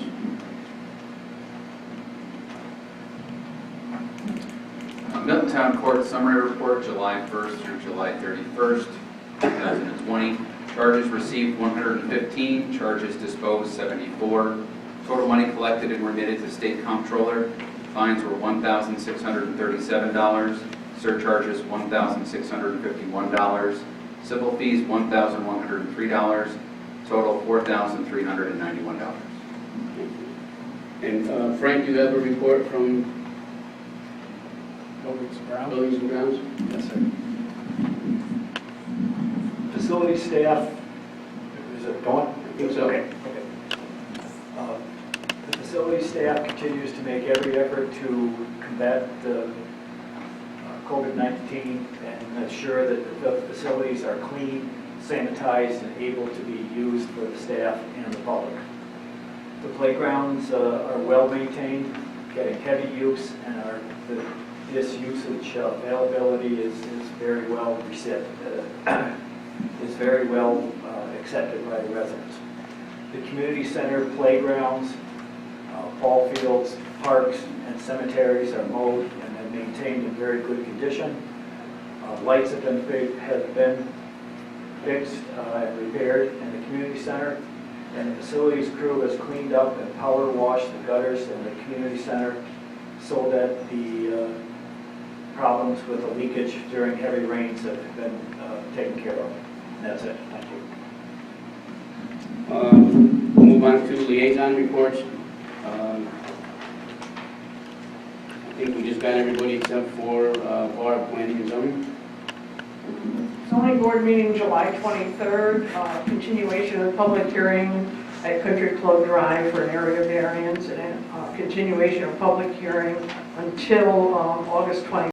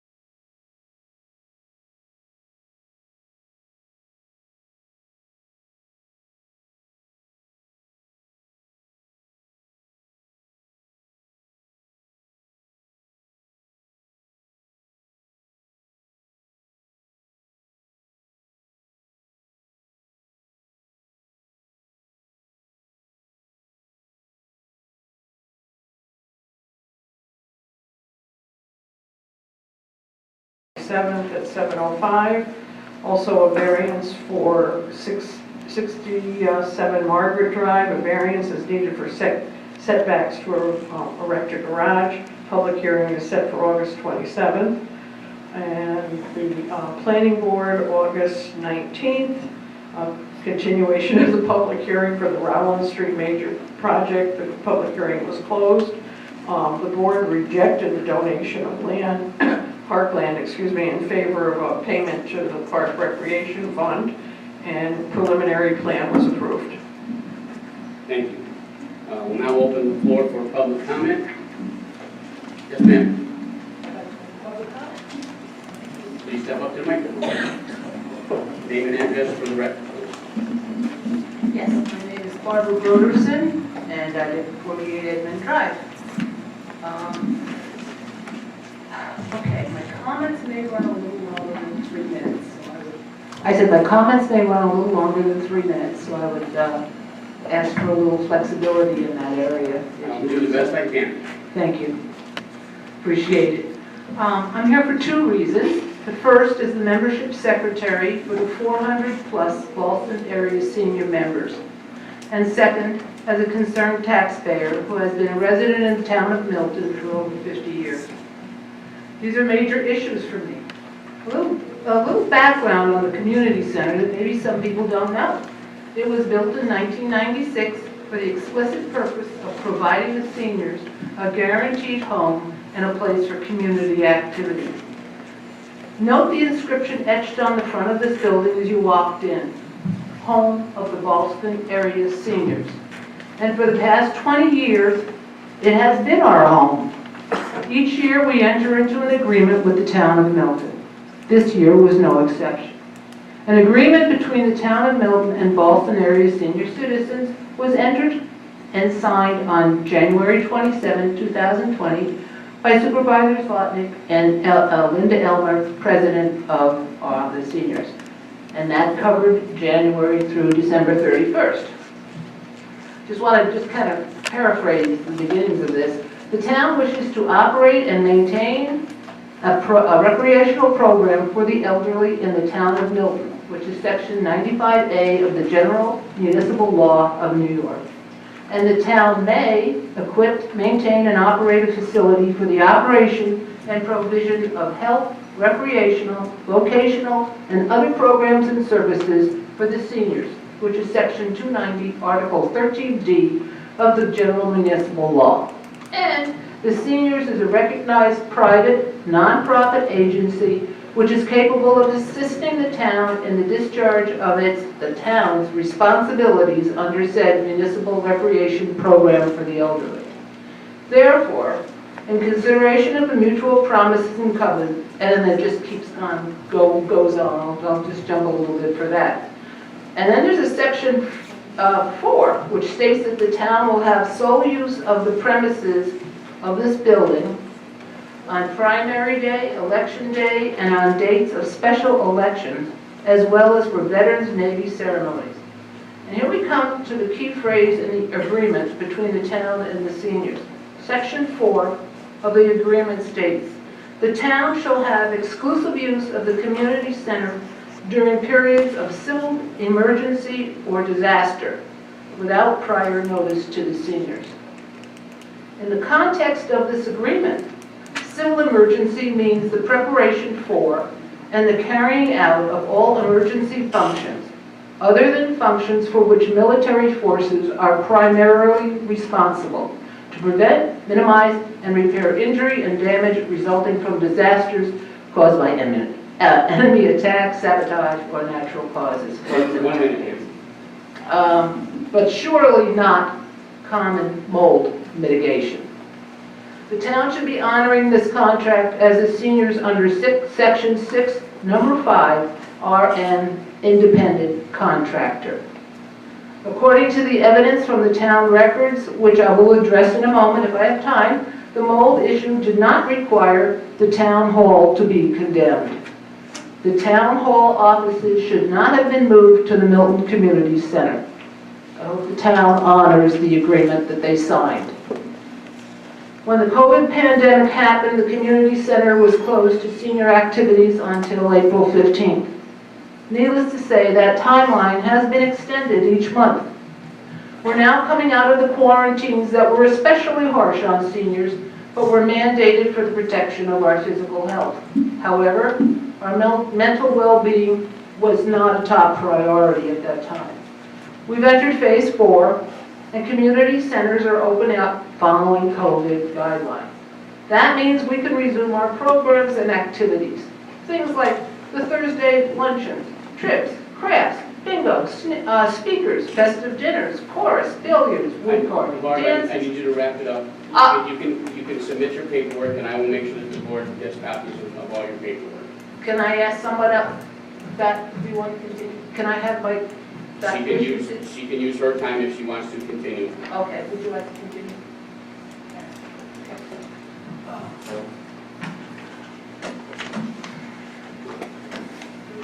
I would love to let you continue, but then I'm told I'm arbitrary and capricious in my decision, so I think you've been arbitrary and be. capricious in your decisions during most of this meeting. Anyway, am I not right? That's up to somebody else to decide. Is it up, am I not right? This is not, we're not taking a vote, we're taking a democracy. Basically, my name is Dot Christensen. I'm at 126 Hutchins Road. I am a member of the Boston area seniors and have been a resident of this town for 45 years. We know that the town is looking for another building. The main concern we have is that we get back in this building, we get back to doing what by contract we should be allowed to be doing in this building. And the other concern was that, Ms. Ferguson had was about the way in which the decision was made to shut down town hall and move everybody to the Milton Community Center. There was a memo from Mr. Lewis on the 16th of March, and in that memo he stated that he made the decision to condemn the building based on a report from Arch, which was the company that did a mold survey analysis per the request they were hired by the town board, and also on the basis of the report from Dr. William Lewis, who is the town health officer. Dr. Kelly. Oh, excuse me, I keep saying That's okay, Dr. Kelly. Dr. Kelly. Oh, okay. In prior to this, you had a report done by Pro Labs and about the mold in the building. That was in February, and their response was penicillin report. Penicillin, common indoor mold that grows on fruit, bread, textile, leather, and other substrates that are wet. One of the most commonly identified molds worldwide. Some species can be indicative of water problems in the building. Now, Dr. Lewis's response. Kelly. Dr. Kelly. I keep doing that, don't That's I? all right. The other day, I couldn't figure out her name either. In the report, Dr. Kelly, he said he reviewed the Arch report of the spore analysis, also referred to as the Van Gilder report, and it showed evidence of mold growth caused by water damage. This is a quote. There was no evidence of pathological black mold. Those with allergies to common mold could have minor symptoms, runny nose, tearing eyes, cough, wheezes. Now, Mr. Lewis also quoted the property maintenance code of the state of New York. Unsafe structure focused mostly on unsafe equipment, damage, decay, partial collapse of the building. Structure unfit for human occupancy. I'm not sure that the board got copies of these documents when they got the memo.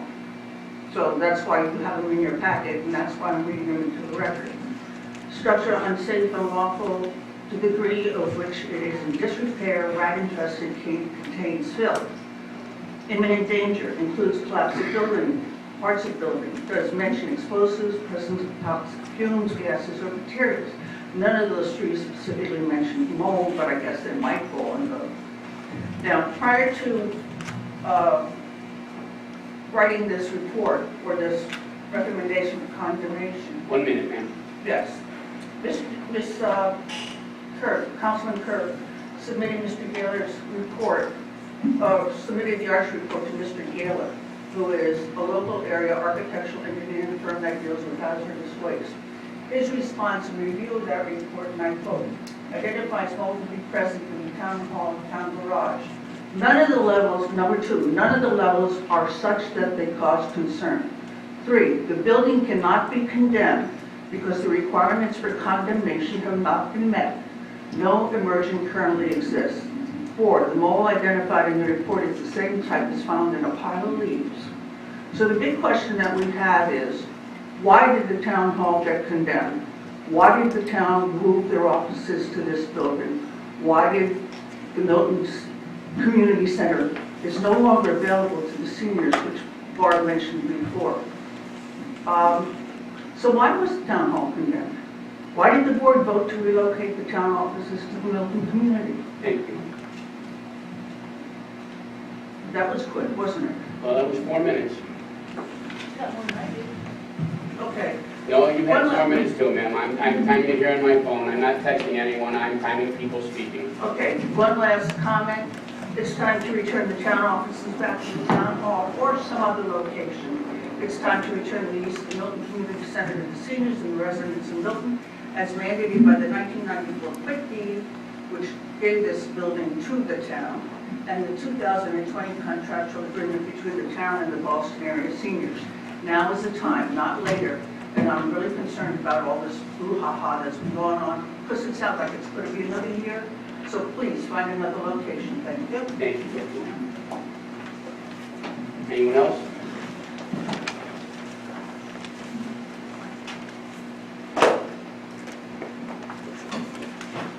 Good evening. Gary Jackson, 924 McCarthy Drive.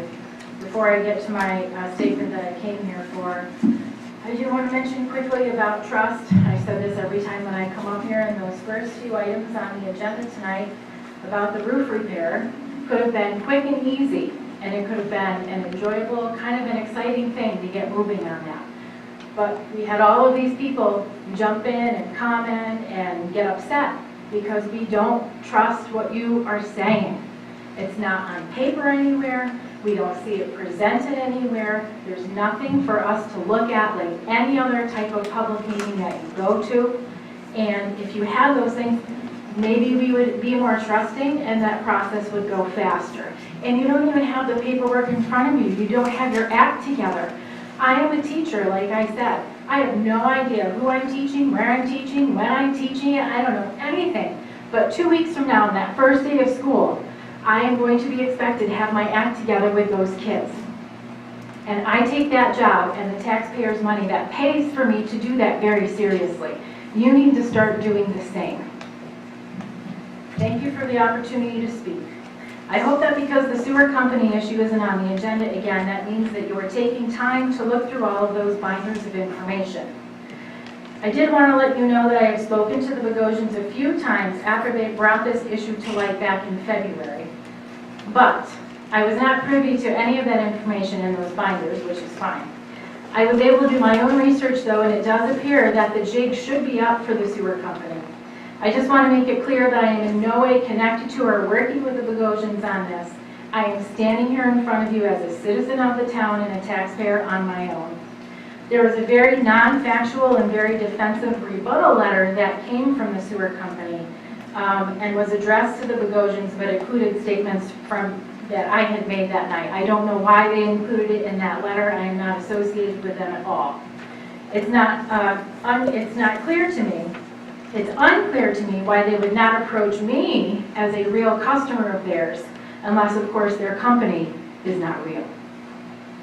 I offer you, through the research that I have done, that the sewer works is nothing more than a front for underhanded profit making, and it's a cash cow at the expense of many of the town of Milton residents. I hope, and I know that you're getting these phone calls, I hope that as you continue to receive phone calls and have backroom discussions and conversations and get emails from the individuals that are profiting off of your taxpayers, that you remember who you represent and who you work for, and that you do what is right for your constituents as opposed to what is right for the people who are making money off of us for no reason. Thank you. Yes, sir, in the back row. Looks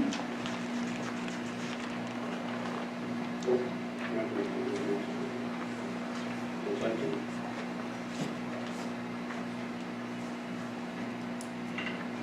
Thank you, Mr. Supervisor. My name is Jim Stallings. I live on Rockland Road. I hadn't been before the town in quite a while because I did not like what's happening in our town. I did not trust our town.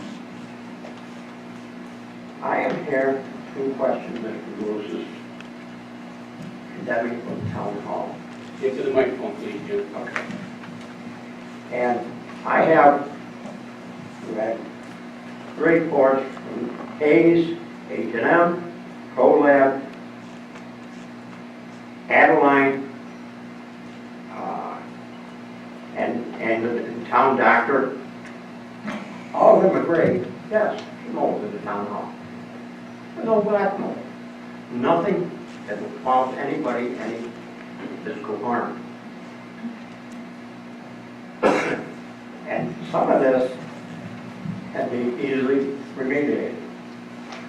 As I read through the reports, most of the mold is above the ceiling. There is a little bit of mold in a wall. That is very easily taken care of. And what you don't know is there's no local, state, or federal standards to got on how much mold can be in a building. So, without any deadly mold in the building, the town quickly skedaddled out of there, moved in on the seniors, moved it down out. We sat with a town hall for 5 or 6 months unoccupied with a leaky roof. Every one that studied that particular building agreed, fix the darn roof, stop the leak. The mold, which is no worse than a leaf mold, will stop. Keep letting it leak, the more the milk expands. So there we are. And you know, I still see town employees controlling what happens in our town. And I ask you, as a town board, what the hell did we elect you for? You are supposed to protect us, protect our rights, protect our town properties. When are you going to do it? We had an election not too long ago. We have a majority on the town board that does nothing. They sit there and let people talk over them, talk them down, bullying them into making mistakes and decisions that they should. When are you going to wake up? When are the taxpayers going to wake up? I heard some here, and there's a couple of these that actually stole my thunder, which is fine. I do not mind because they had valid points. So, ladies and gentlemen on the board, wake up. Wake up and smell the coffee. Control our town. Tell our employees, if they do not like what's happening in our town, get another job. We pay them well. They're covered by insurance. They have not been furloughed. 30 seconds. Thank you, Manny. So, I won't eat my 30 seconds up anymore. I give the 30 seconds to Tom. Thank you very much. I'll take it. Okay. Anyone else? Yes, Bruce.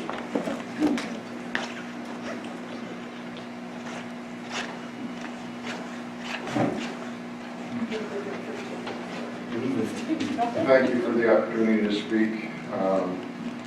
When I came here tonight, I was waiting outside before the doors were open, and a young woman asked me, "What are you guys doing here? You've been here for years talking about the same thing." And she said, "What do you want?" And I said, "It's really simple. We want the sewer company to go to the county where it belongs, where it was intended to go, and where the law anticipates it to go." Tonight I wanted to talk about 2 things because I know we only have 3 minutes. The first one is fairness in your deliberations, which, by the way, I haven't heard any deliberations on the rate. They're supposed to be public, but I haven't heard any deliberations. I want to talk about fairness, and the second one is misrepresentation of the facts to this board. Mr. Froelich, in the last meeting, you were spot on. I received the information on which I believe you were working off of and got a copy of that since the last meeting. I'm just going to refer you back to the county standards for ERUs, equivalent residential units. And the county defines a connection unit is defined as a single-family dwelling unit. Units include, but are not limited to, a single-family house. Each apartment, meaning an apartment building with 6 apartments is 6 units. Each half of a duplex, a cottage, a camp, and a mobile home. The unit, as used for billing purposes, will be 200 gallons per day of sewer discharge, or any portion thereof. So if it was 5 gallons a day, that's a portion of 200, so it's 1 unit. No user will be rated at less than 1 unit. Those are the county standards which we all must abide by, everyone, including the sewer district company, Heritage Springs. So in this letter, I see that went to the town in October of 2019. They state that Saratoga Acres Mobile Home Park, 50 total mobile homes by contract, that must be the contract with Heritage Springs and the mobile home park, is 1/2 of an ERU. How do they do that? How do they violate the county specs and rules? They're in the sewer business, and the county sewer district says 1 mobile home is 1 unit. But they say, by contract, each home is half an ERU. If you look at the law says you have to evaluate the rate. Yeah, 1 minute, sir. It has to be fair and reasonable. Secondly, I'll go quicker. So they also said, and according to Resolution 4, 2012, it excluded Winter Circle in favor of existing contract. Not true. This is just one of the very many misrepresentations to this board. They say per that contract, connection charge is $750 per apartment. And that's exactly what Mr. Froelich was talking about. So you have the paper in front of you. If you want to reference their contract with Heritage Springs and AVA, it says, in consideration for providing sanitary sewer services, developer hereby agrees to pay Heritage $1,500 per equivalent residential units.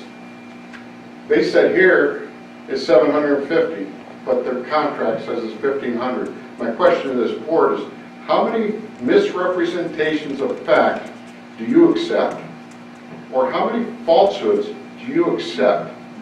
The bottom line is, this needs to go to the county. It doesn't cost the town a dime to do it. All you have to do is give the county permission to take it. That's all you have to do, and you're done with this. And it's in the best interest of all these residents here to do that. Thank you. Ms. Elmer.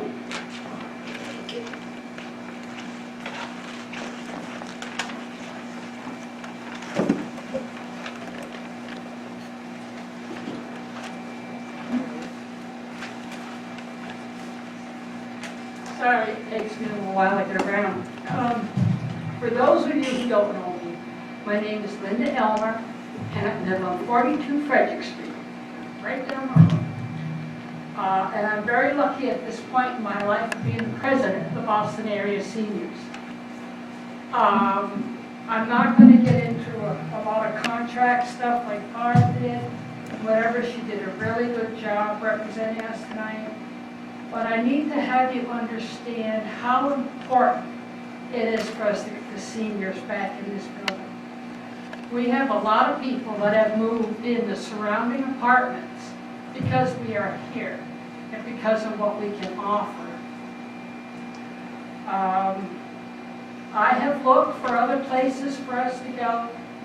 They're either too small, they're not handicap accessible, or we have to walk crossing 67, across from the Presbyterian Church. That's a nightmare. I wouldn't ask anyone to do that.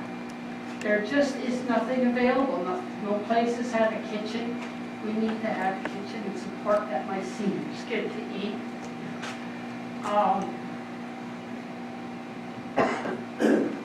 All of our stuff is here. If we had to go some other place, it would be a nightmare. I asked of you, you said October 1st you would be maybe moving the court to Brookside. Does that mean we can have a craft room? And that's a hell of a start for us, and I thank you for that.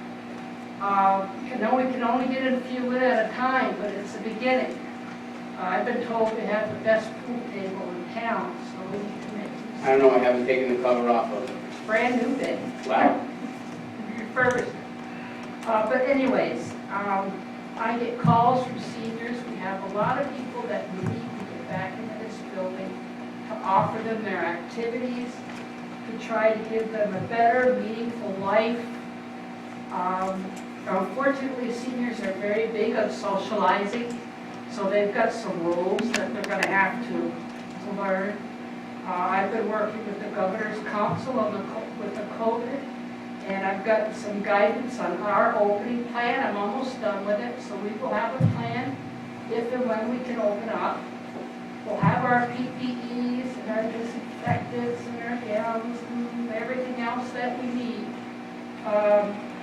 What's nice about being a senior is by now we know how to take care of ourselves.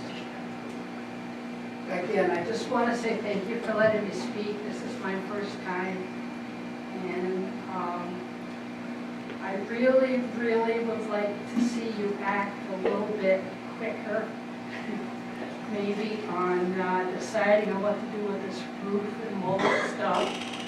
I would like to say to you that I have a board of 8 people, and they're all different personalities. And right now, we're working to get the seniors back up and running, and we've actually done stuff. We get along, we agree. That's all I got to say for now. So thank you very much for letting me speak like this. Thank you.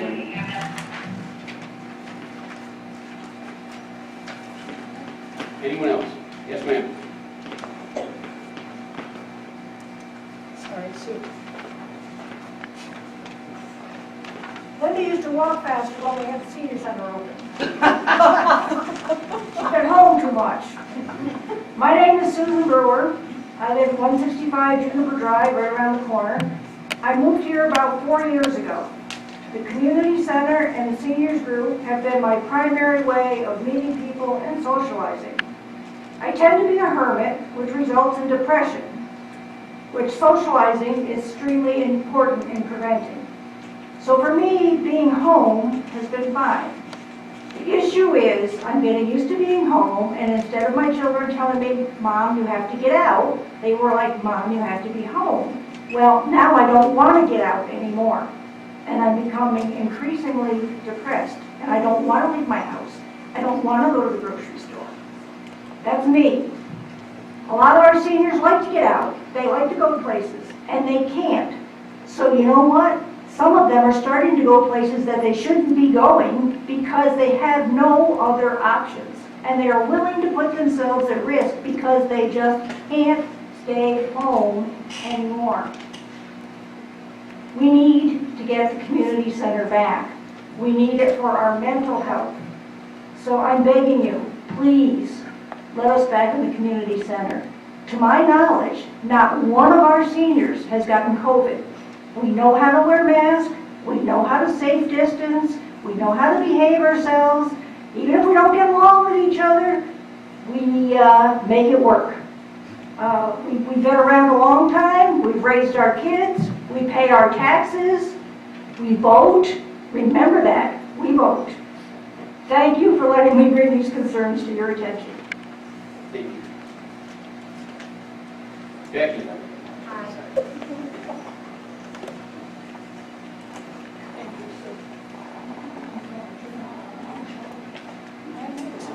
sorry, I'm coming away from the back of the room.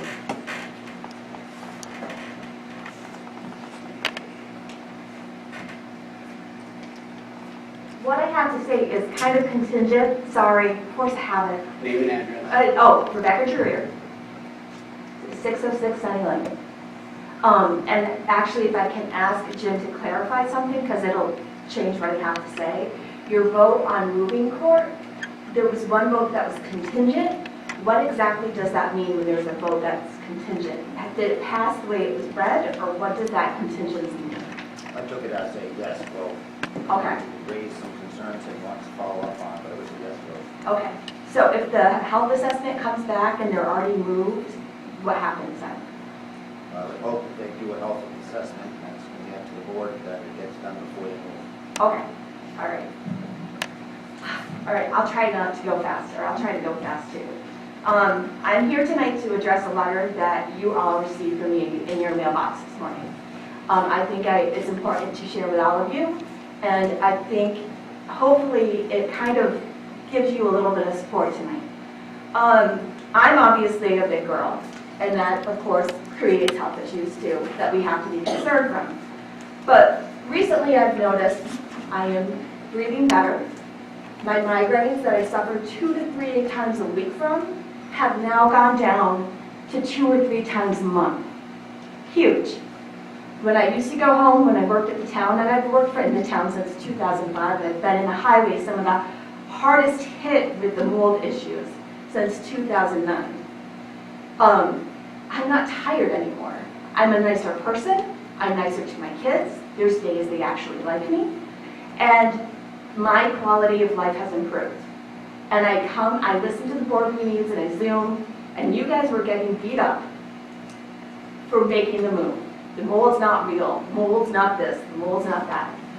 So Monday I went to my doctor's office, and I sat down with my doctor, actually it was a PA, and she backed me up. She said, I faxed her the mold reports, I gave her everything, and it was her opinion I should be seeing a pulmonologist and an allergist to see what effects the molds had on myself. I contacted somebody in Saratoga County, and she said, and she advised me that when there's hazardous substances in the building, such as mold and other things, that an employee who was exposed to it should file with workers' compensation as an exposure report, just to cover them in case anything happens in the future. I am more than willing, once I go to the allergist, and I'm a big chicken of needles, so I know I'm going to get allergy tested and it's not going to be fun, I will share that with you. When I go to the pulmonologist, whatever it says, I will share that with you. So that way you guys know, and our employees that work the town know, what exactly it was in there and what exactly it might have on our health and on our future. The week that we moved was stressful. It was very stressful. 1 minute. Okay. And I want to say thank you to Barb, because you had a lot on your shoulders that week that we moved. And you stepped in, Betty, you were away, and you worked as a team with Mr. Froelich, with Mr. Miller, with Mr. Forbes, with Mr. Lewis, and you said at times, take a breath, I need to talk to the board, I need to talk to Benny, and I need to I need to figure out what to do. We worked as a team that week to get stuff done, whether we're here or there, wherever you live with us, we worked as a team. And we worked as a team because we had communication. The word communication is a big thing. We need it between each other and between our community. The fact that you can send 3 female employees to a place that they don't know is safe, and they don't know, they're not comfortable with going to, when you promised them 2 weeks ago you were going to do a safety assessment. We're not moving you until we have a safety assessment, and then to come here tonight and not withhold that promise, that's sad. And that's negligent. You need to wrap it up. Okay, I thank you again for the move from the town hall. It's, like I said, it's improved my quality of life. I stand before all of you, and I honestly say my quality of life has improved since the move. My son says I'm less grumpy, and my 16-year-old rolls her eyes at me less frequently. I also understand that we may not be able to stay in the building we are until the mold situation is resolved fully. We may have to move. I just ask that the board acts with honesty, integrity, and transparency. That's something that many of you promised in your campaign. Let's build our community together, not separate it. Thank you. Thank you, Becky. Anyone else? Ms. Martin. We'll get there.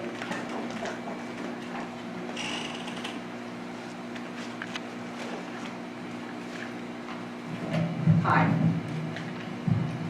It's been an interesting meeting. When I came here 2 weeks ago, I kind of want to get you guys going on this and stir it up a little. Holy crow.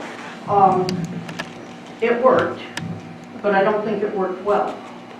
It appears that you're at cross purposes, but I'm glad to see that there's some sort of movement, even if it's in a circle. I hope to God you can come to some sort of resolution. I don't understand all of the engineering problems and this and that and the other thing, but just observing, your engineering company seems to be way out of line. If they would go for 10% of whatever your total was, maybe that would be better. I think your total would come in lower. But that'll be up to you to determine. And I hope you can do it quickly, because as a senior myself and the rest of the seniors here, time's important to us. You guys have got a few more years to fool around, but we don't. Thank you. Shannon?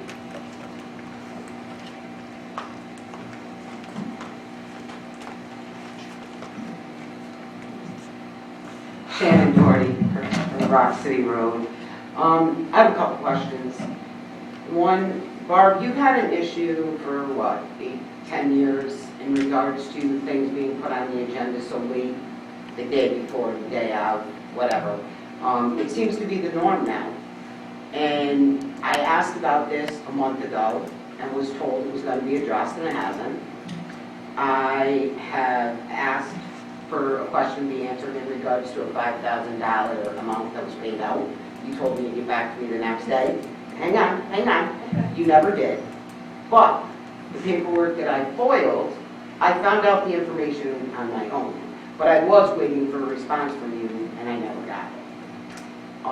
The next thing, I would like the board to listen to what Mr. Miller has had to say tonight. I think that Jason Miller is a very good resource for the town.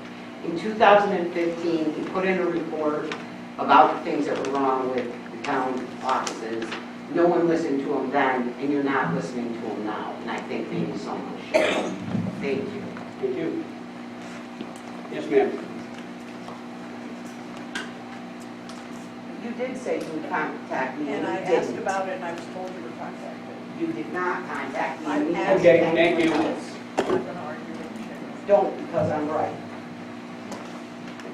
Yes, ma'am. Okay, I'm Earlene Van, I live next door at Eagle Village. I've been a member of seniors here for about 4 years now.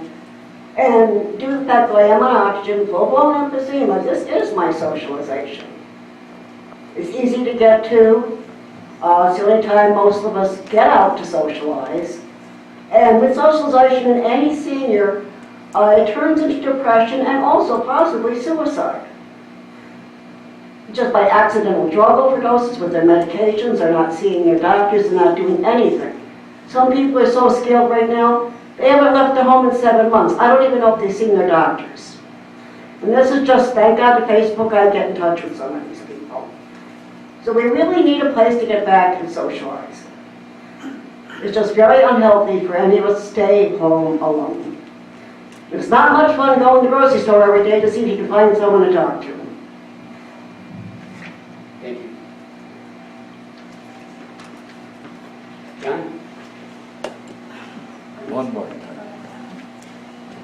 I'm letting you all soften up. Since I've already had a little time, I'll try to make this short.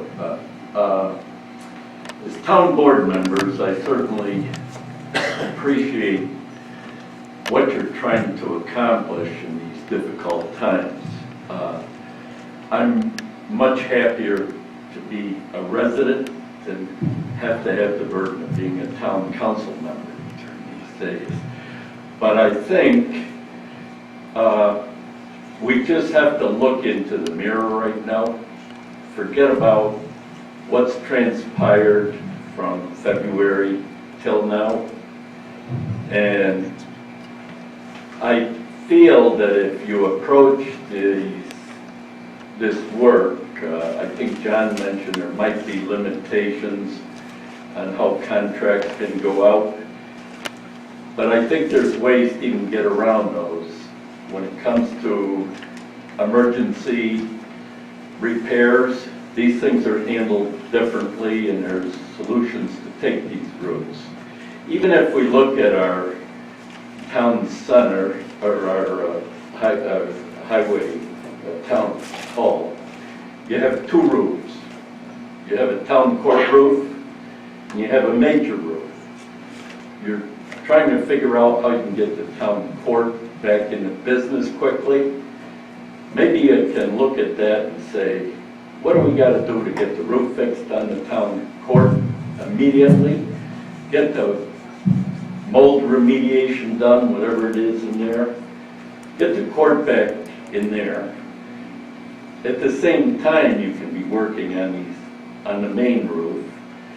But when I look at getting the roof repaired, getting the remediation of the mold, and getting the structure back the way it was before analyzing the mold, I don't think it's going to be as complex a problem as you might think. And I think this thing can move forward at a pace that's going to let you guys get back in there, let the senior citizens get back in here. I can certainly appreciate the statements they've made tonight, but let's not worry about what's been done today. Let's analyze what we can do to make this happen quickly over the next couple of months. Thank you. Thank you, Ken.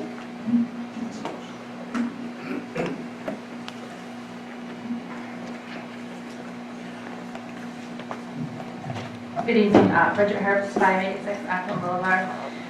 First, I'd like to say I can't wait to be a senior in the town of Milton now because these ladies are very impressive. It sounds like a really awesome place, so I'm looking forward to it now. I feel your pain though. I feel like my kids feel like you feel now, and they're ready to get back into their community and go to school, but that's another issue. I just wanted to make 2 points tonight. The first one is I would like to reiterate what Mrs. Jackson said about our comments the last board meeting about the Heritage Springs sewer issue. While the Bogosians had originally brought the issue to our attention when we were at another board meeting, Mrs. Jackson and I were very diligent in doing our own research.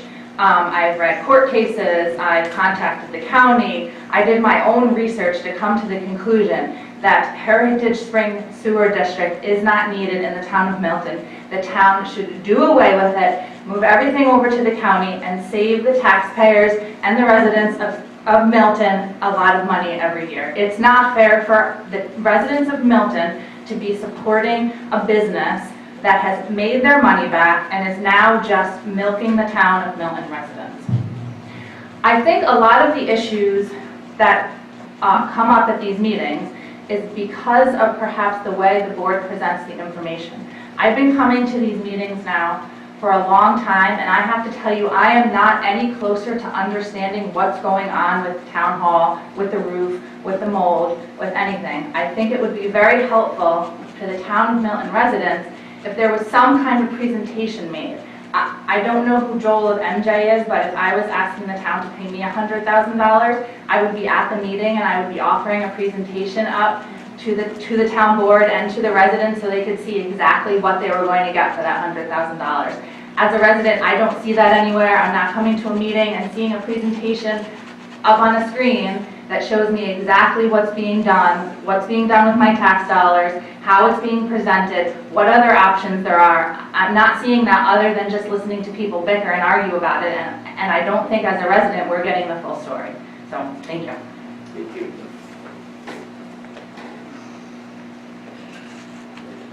Tom?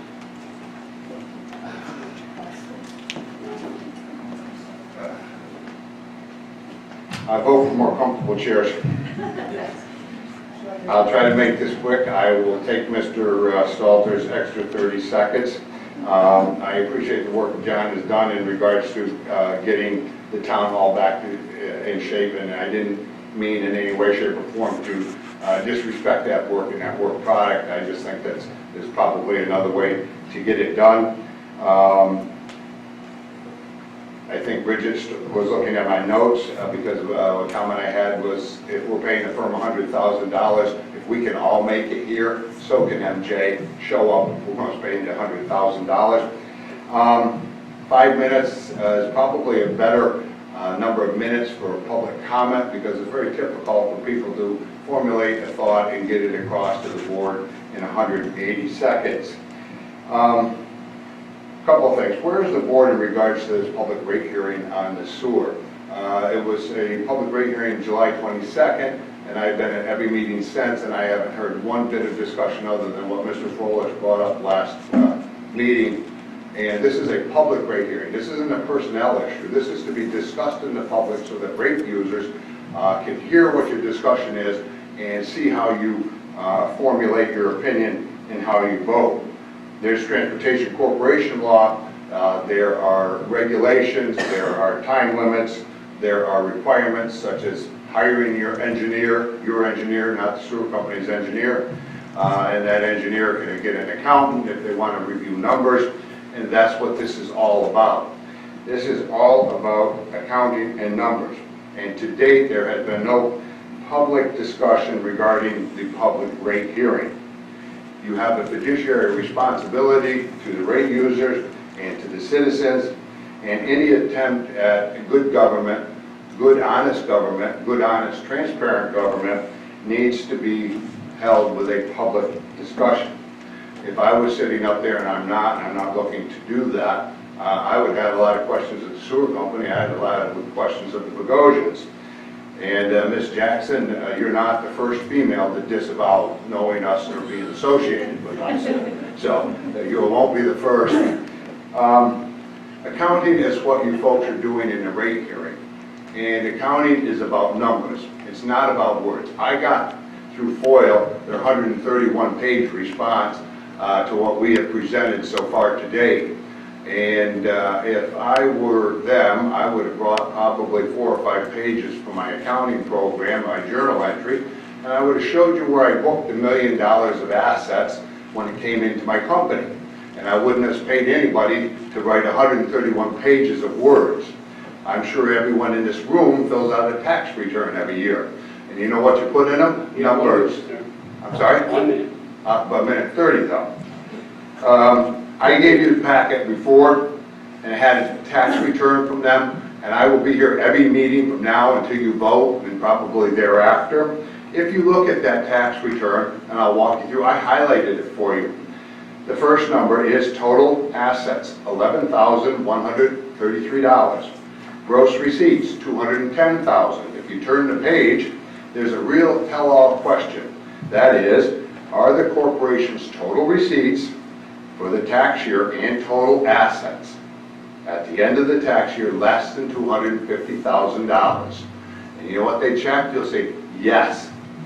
So there's no way you can check the yes box if you have assets less than $250,000, telling that to the federal government and coming in front of the town of Milton board and saying you have $1,114,000 in the ground. It doesn't wash.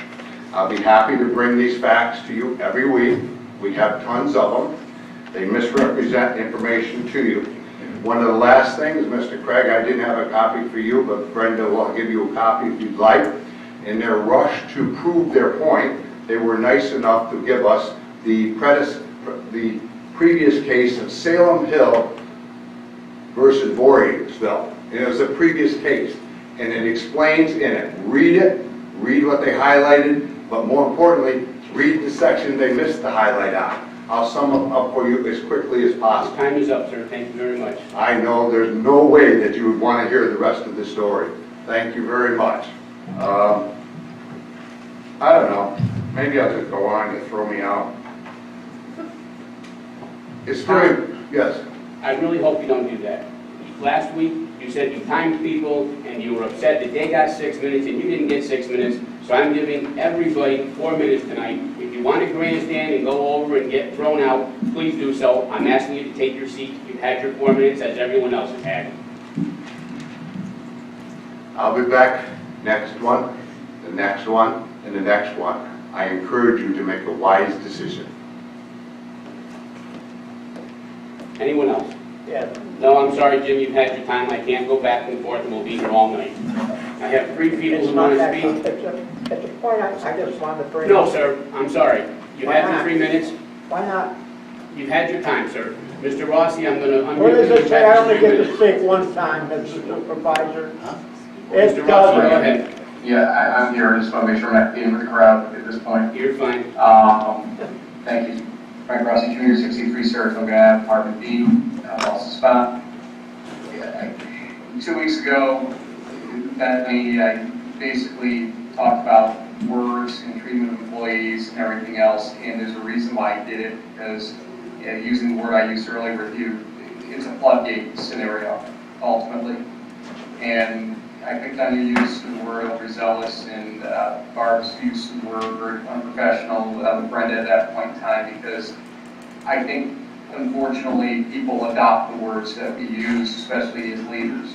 And then here in this meeting, the seniors who I feel for, and I 110% feel for them. I mean, I watch our friends in New York City who can't even do indoor dining, and what they're going through right now. And I can only imagine what the seniors are going through here, not able to use the senior center. But to basically say to the employees of the town of Milton, and we have some of the best employees in municipalities locally. Town of Boston and town of Milton are very, very lucky townships. And I don't agree with everybody in terms of the employees all the time, but I would be the first to admit that the people that we get are bar none. To tell them that they should be putting their lives, health, safety, etc. at risk for what is a known issue, and what you admitted 2 weeks ago was an issue for health reasons with the mold, that we should just poo-poo the whole thing and reopen that building just so that the seniors can get back to the senior center. That's not a winning argument. It's insulting to the employees in this township.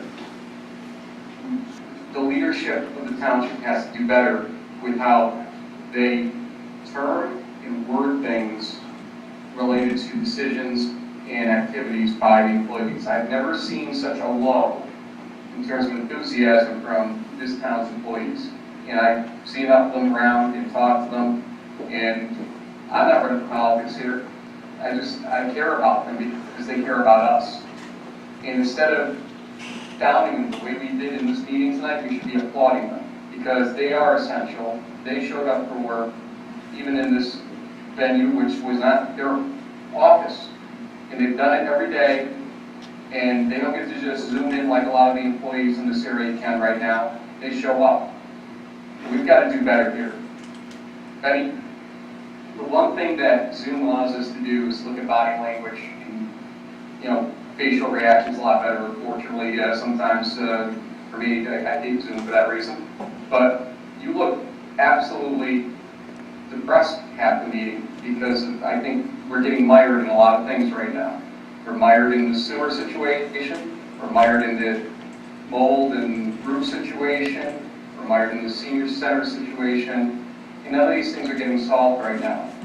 And I know it's getting frustrating there, but as a leader, we've got to see some ways out of these mired situations. And why is the sewer even being talked about, relitigated still to this day? It's just killing these meetings. And as much as I love the Bogosians, I love to hear them talk about something other than sewers, because it's a pretty crappy topic at this point to have to keep going over and over. No pun intended. That was bad. Folks, I know. Folks, let's do better for our employees. Let's actually applaud them, let them know how we do appreciate them in this township, because enough's enough, and words we use have to be smarter and better down the line. Thank you. Thank you. Boy, that was a long time.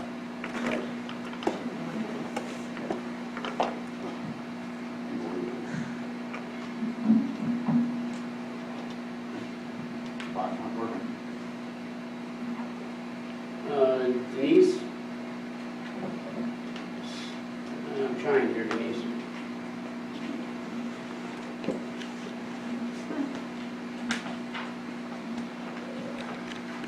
I'm unable to, I'm trying to unmute someone who wants to speak, and I'm having a little bit of trouble right now, so. It won't let me undo it. This is not good.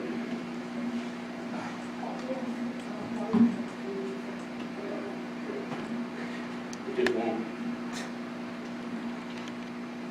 I'm trying, Denise, it just won't let me unmute you at this time. I'm clicking on unmute, and it won't.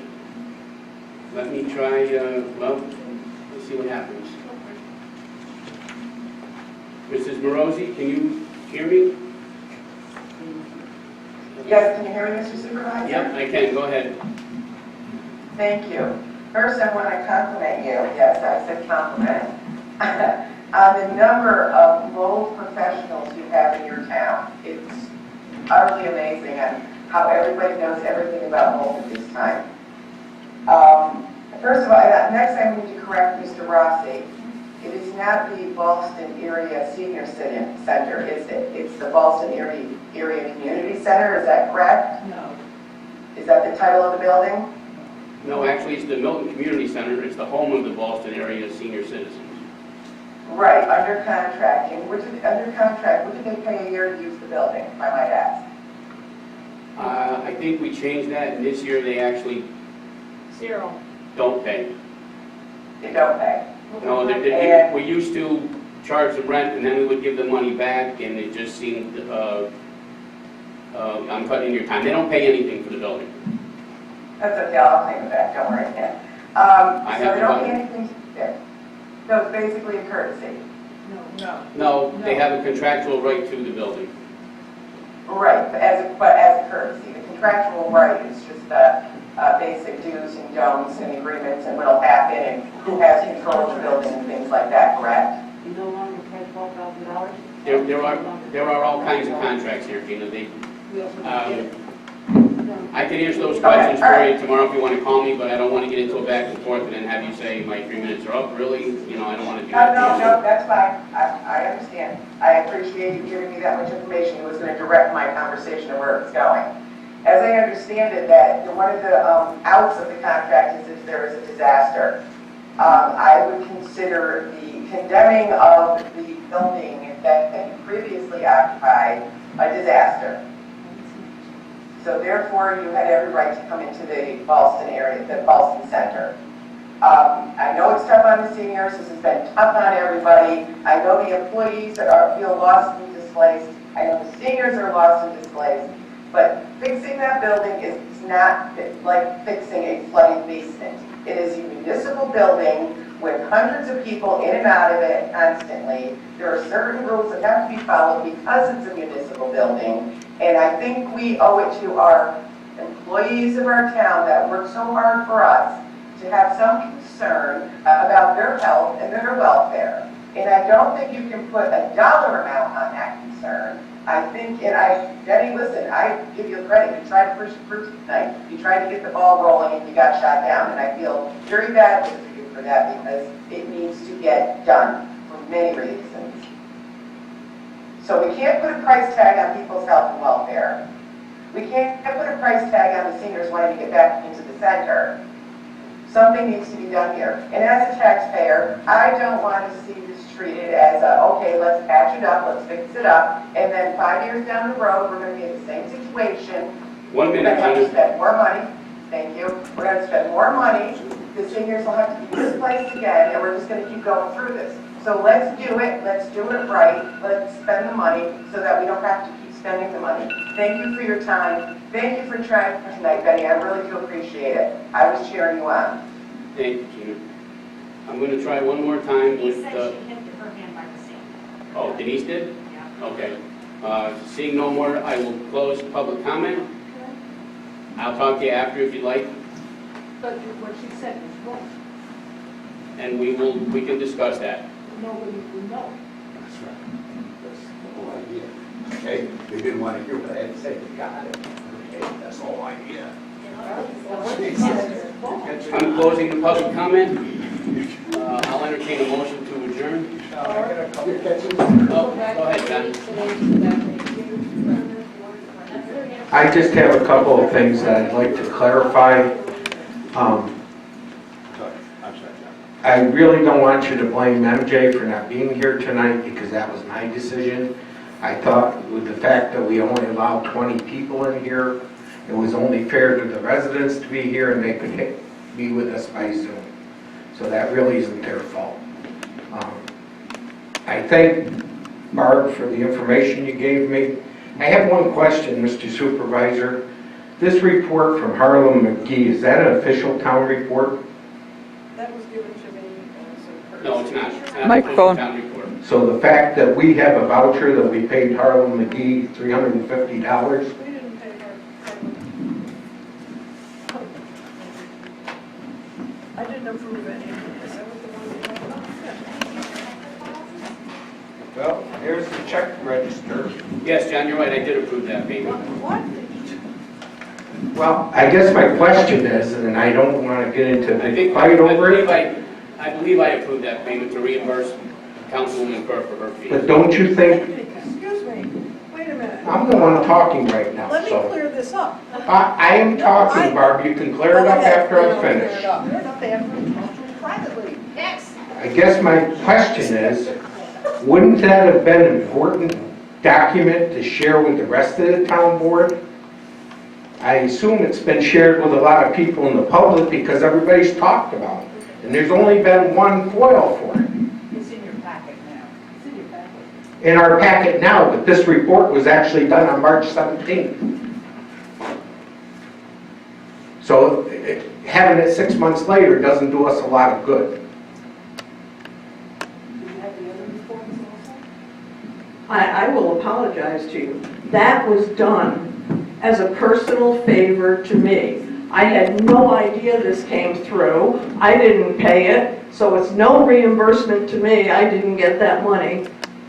I want to know more about this, and I will be calling him about it. I guess my question, Barb, and I don't want It was done as a personal favor. That's fine. Microphone. I don't want to get in a big row about it, but I guess my question, if it was done as a personal favor to you, Yes. why was that? I didn't have to expose it, give it to anyone. Correct. This is addressed to me. Yes, but why was it foiled, specifically foiled, I have no from the idea. town, and you gave it to the town? I have no idea why it was specific. I gave it to the town in a FOIL.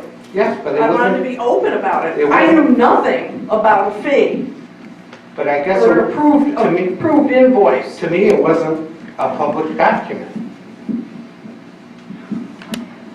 I wanted to be open about it. I wanted the information out, okay? I did that on my own accord. I gave up my personal document, okay?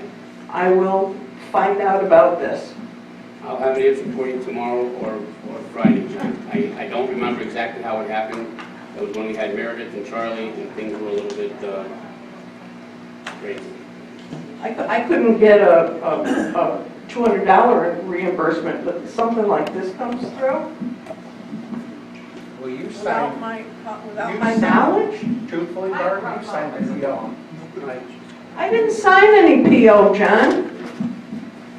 This is why we can't trust you. I mean, God. Oh, my gosh. I've been doing it for over 2 decades, folks. Good luck. Now,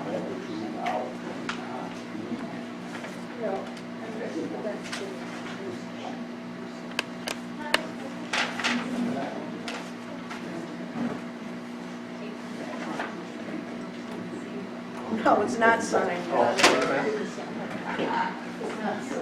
Purchase request, requested by That is Barbara Kerr. not Purchase order my handwriting, John.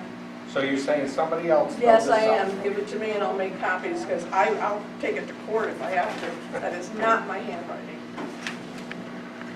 We want to take it to court. We're gonna get mine. Well, it's not. I admit to what I do, Tom. This is not anything, this is not my handwriting, so I don't know who made out this PO. I don't know when it was made out. I don't know anything about it. Nothing is signed on this. Fine, we'll look into it Well, you tomorrow, better, because it's fraudulent. and I'll have answers And for I'll use everybody that tomorrow. word this time, because that is fraudulent. Microphone! Okay, thank you. I will look into it tomorrow and have answers for everyone. Any other business? John, Franks, Ryan? Motion to adjourn? Second? All in favor? Aye.